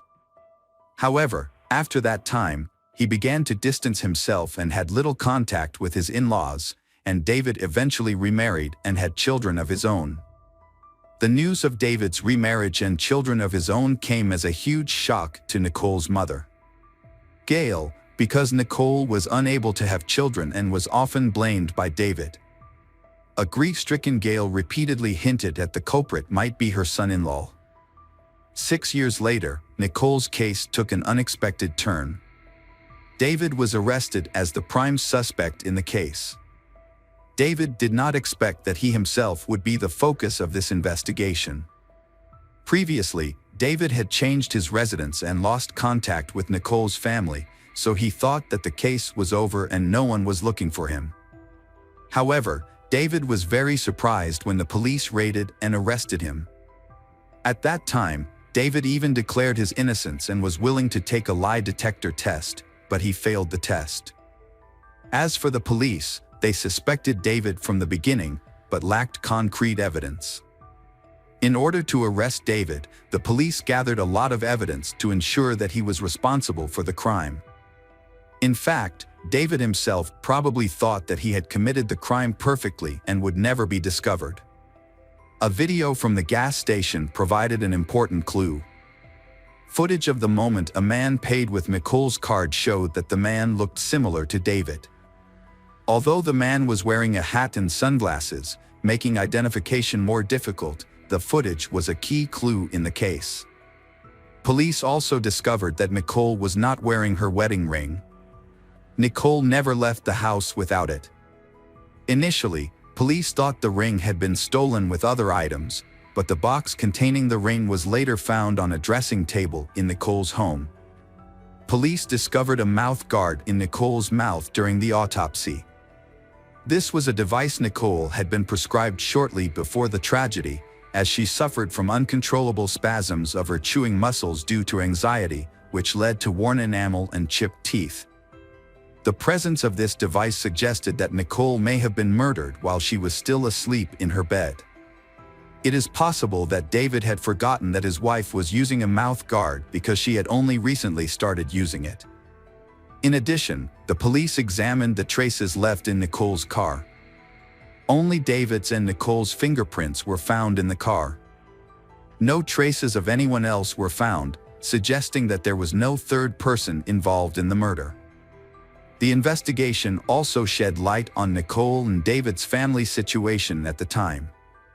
David did not hold any permanent jobs and preferred to spend his time in bars and clubs, where David spent all of Nicole's earnings on alcohol and other women. The family was facing serious financial problems, and the situation became worse over time. Nicole tried to convince David to change his lifestyle and attend alcohol rehabilitation meetings to help David get back on track. However, David's response was indifferent and insulting. David had affairs with many women. Nicole's mother Gail knew about the serious problems in Nicole's family and tried to convince Nicole to leave David. However, Nicole did not want to do so because she loved David and hoped he would change. After Nicole's death, her husband David quickly received a large insurance payout and started a new relationship. Before that, David had been having an affair with a girl named Jane for several months. David often spent time with her at bars and clubs when Nicole was busy working or studying. Before Nicole's birthday, David brought his mistress home, where they were caught by Nicole. This incident became the cause of an argument in the family. Nicole told her mother about the incident, and a few days later, she mysteriously disappeared. Because Gail knew everything, she suspected David from the beginning. However, the police said that the evidence collected was too little to arrest the suspect. The case was kept secret and the family was never heard from again. When David received a large insurance payout after Nicole's death, he spent the money with his mistress, Jane. David appeared in court in September 2013 for his crimes. David received the maximum sentence possible under the laws of the state where the case was tried. David served 18 years in prison. However, in 2025, he could be eligible for parole after serving 2/3 of his sentence. Mystery lovers. Today's case is going to keep you on the edge of your seat. The case of Summer Baldwin. Summer Baldwin is a young girl born in 1976 in Washington. She is known for her friendly, kind and open personality. A good student with many friends, Summer dreams of becoming an actress after graduating from high school. However, that dream did not come true. After enrolling in community college, Summer had difficulty in studying at university. At the invitation of her friends, she decided to move to Lubbock, Texas, to change her life and seek new opportunities. Summer's life began to decline. She gradually became addicted to alcohol and illegal drugs without seeking help from her family. Her addiction got worse over time, leading to her losing her job and associating with people with criminal records. Her dream of becoming an actress was shattered. She eventually had to work as a prostitute to support herself.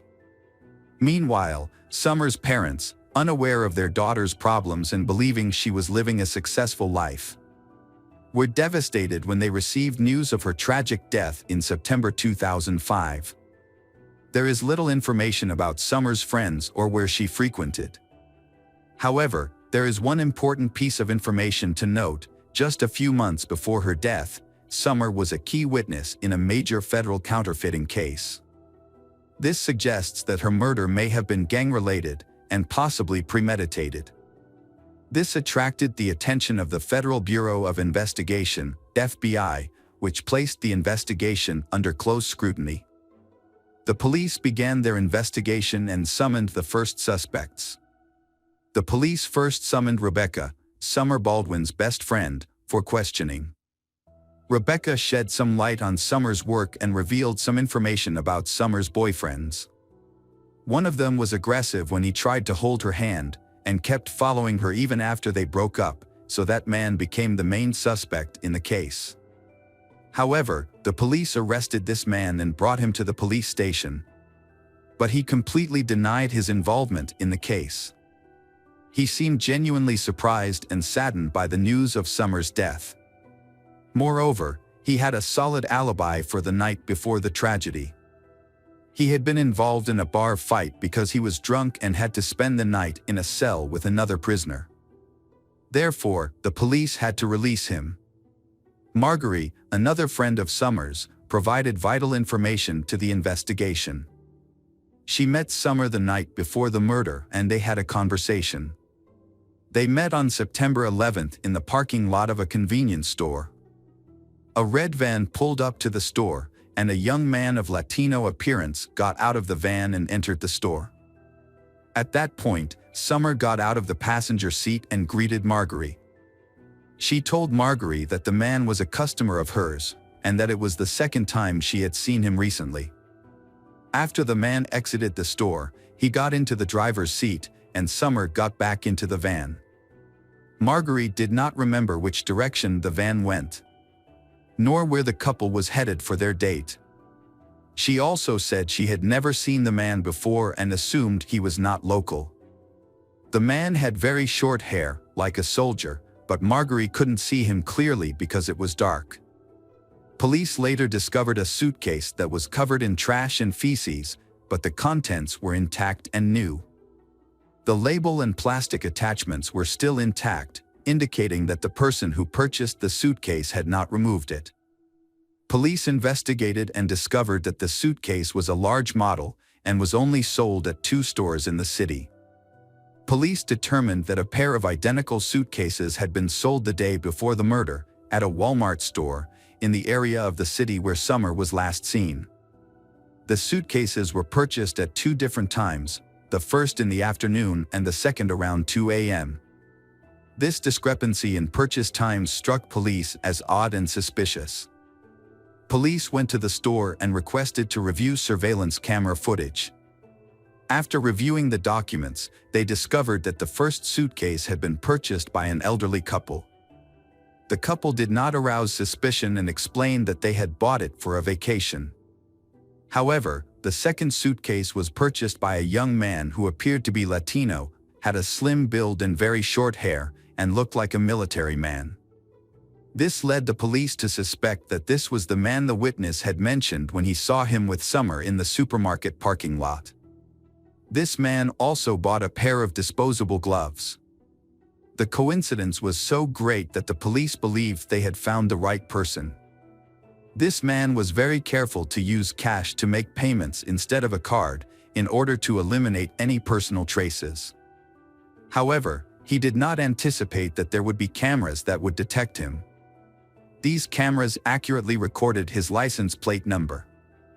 The police quickly identified the owner of the car as Rosendo Rodriguez, a reservist in the United States Marine Corps. He had been in town for several days with his unit for training. Finding Rodriguez immediately proved difficult, as he had not been at the hotel where his unit was stationed. However, police had his details and discovered that he had withdrawn a large sum of money from an ATM at another hotel, which may have been used to pay for the suitcase and gloves.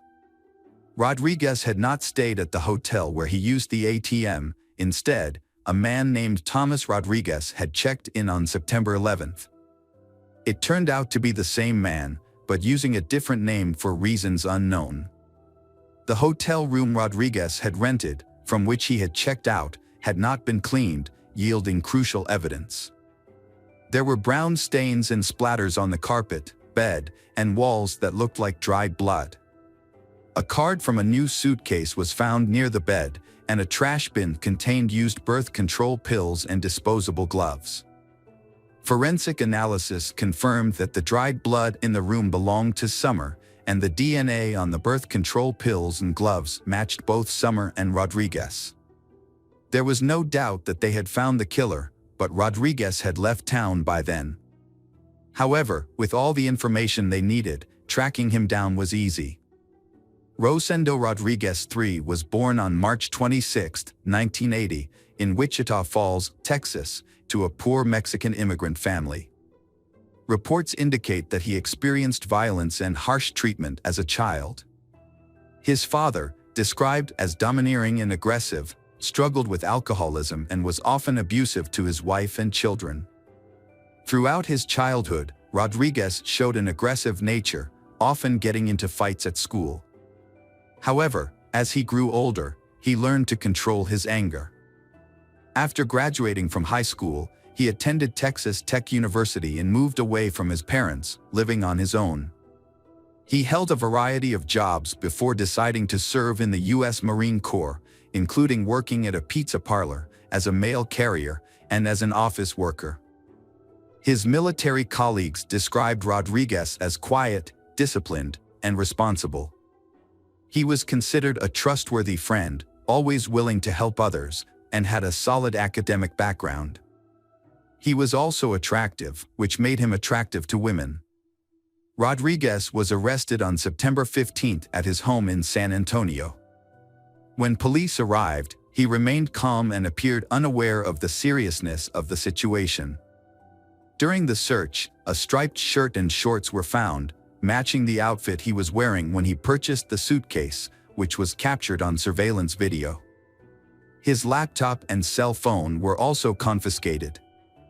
During the first weeks, Rodriguez remained silent and denied any involvement in the murder of Summer Baldwin. However, the evidence against him was overwhelming, so, on the advice of his lawyer, he began to tell his version of the story, which differed greatly from the scenario set up by forensic experts. Initially, Rodriguez explained that he had accidentally checked into a different hotel than his teammates. He only knew the name of the hotel chain where they would be staying. And after checking in, he realized that the others were staying in a different location. He decided not to move because the military leadership said it was unnecessary. However, he did not explain why he checked into a room under a different name. On the morning of September 10th, Rodriguez rented a van to make it easier to move. That evening, while walking around the city, he said he ran into Summer Baldwin.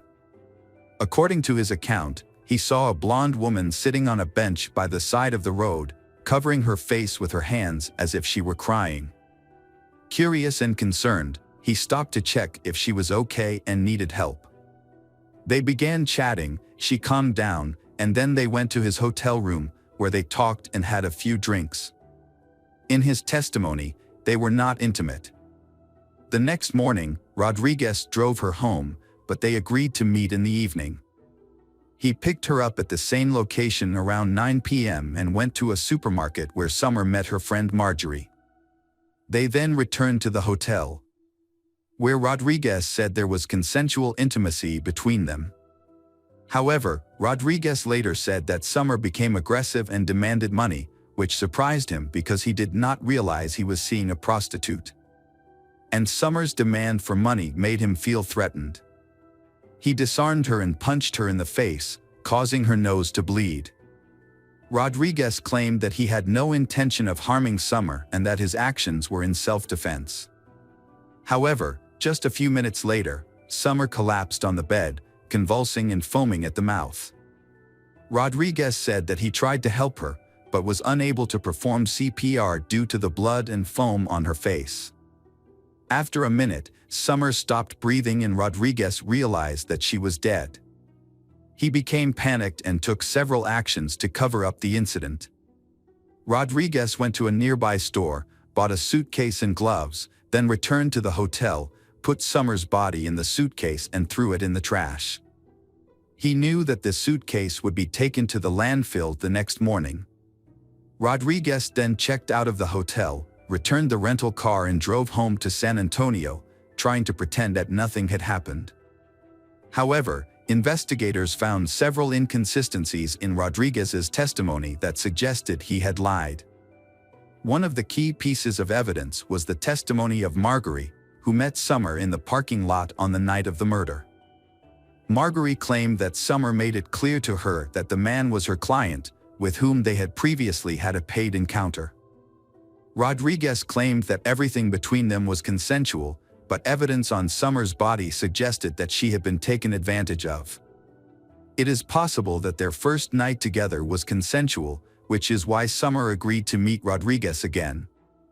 However, Rodriguez's testimony that he only hit Summer once in the face to calm her down does not appear to be true. The autopsy revealed approximately 30 new bruises on Summer's head and body on the night of the murder, along with several stab wounds. This suggests that Rodriguez used violence against Summer. Additionally, the fact that Summer was still alive when Rodriguez stuffed her into the suitcase contradicts his testimony that she was dead. Another notable point is that during the investigation at Rodriguez's home, police seized his laptop. When they reviewed his search history, they discovered that Rodriguez had been actively searching for information about Summer, whether the police were looking for her, and whether her body had been found in a dumpster. It is worth noting that Rodriguez also frequently searched for information about Joanna Catherine Rogers, a 16-year-old girl from Lubbock who had gone missing a year and a half earlier. When authorities offered Rodriguez a plea deal in exchange for information about Joanna's fate, he reluctantly accepted and told his story. He said he met Joanna, a high school student in Lubbock, in late April 2004. After several meetings, they went to his hotel room on May 4th. An argument over money ensued, along with threats of a rape lawsuit. Meanwhile, Rodriguez gagged Joanna to keep her quiet, but this action inadvertently caused her death. He then put the body in his suitcase and threw it in the trash to dispose of it. Rodriguez initially confessed to these actions but later recanted, claiming he was coerced. To strengthen the case, the police conducted a large search of the city's landfill in search of Joanna's body. More than a year later, they found a suitcase containing Joanna's body. Although the body was badly decomposed, DNA testing confirmed the identity of the body. The evidence gathered allowed the authorities to charge Rodriguez as a serial killer with heinous crimes and a consistent modus operandi. The trial, sentencing, and execution followed. Despite the overwhelming evidence of guilt and the severity of the case, Rodriguez continued to hope to avoid the death penalty until the very end. However, the court made a different decision due to newly discovered information. The victim, Summer Baldwin, was 3 months pregnant at the time of her death. This aggravating factor led to the court finding Rodriguez guilty of first-degree murder and sentencing him to death by lethal injection. Rodriguez and his attorney appealed several times, but were all rejected. On March 27, 2018, nearly 10 years after his conviction, Rosendo Rodriguez was executed at the Huntsville prison in Texas. It was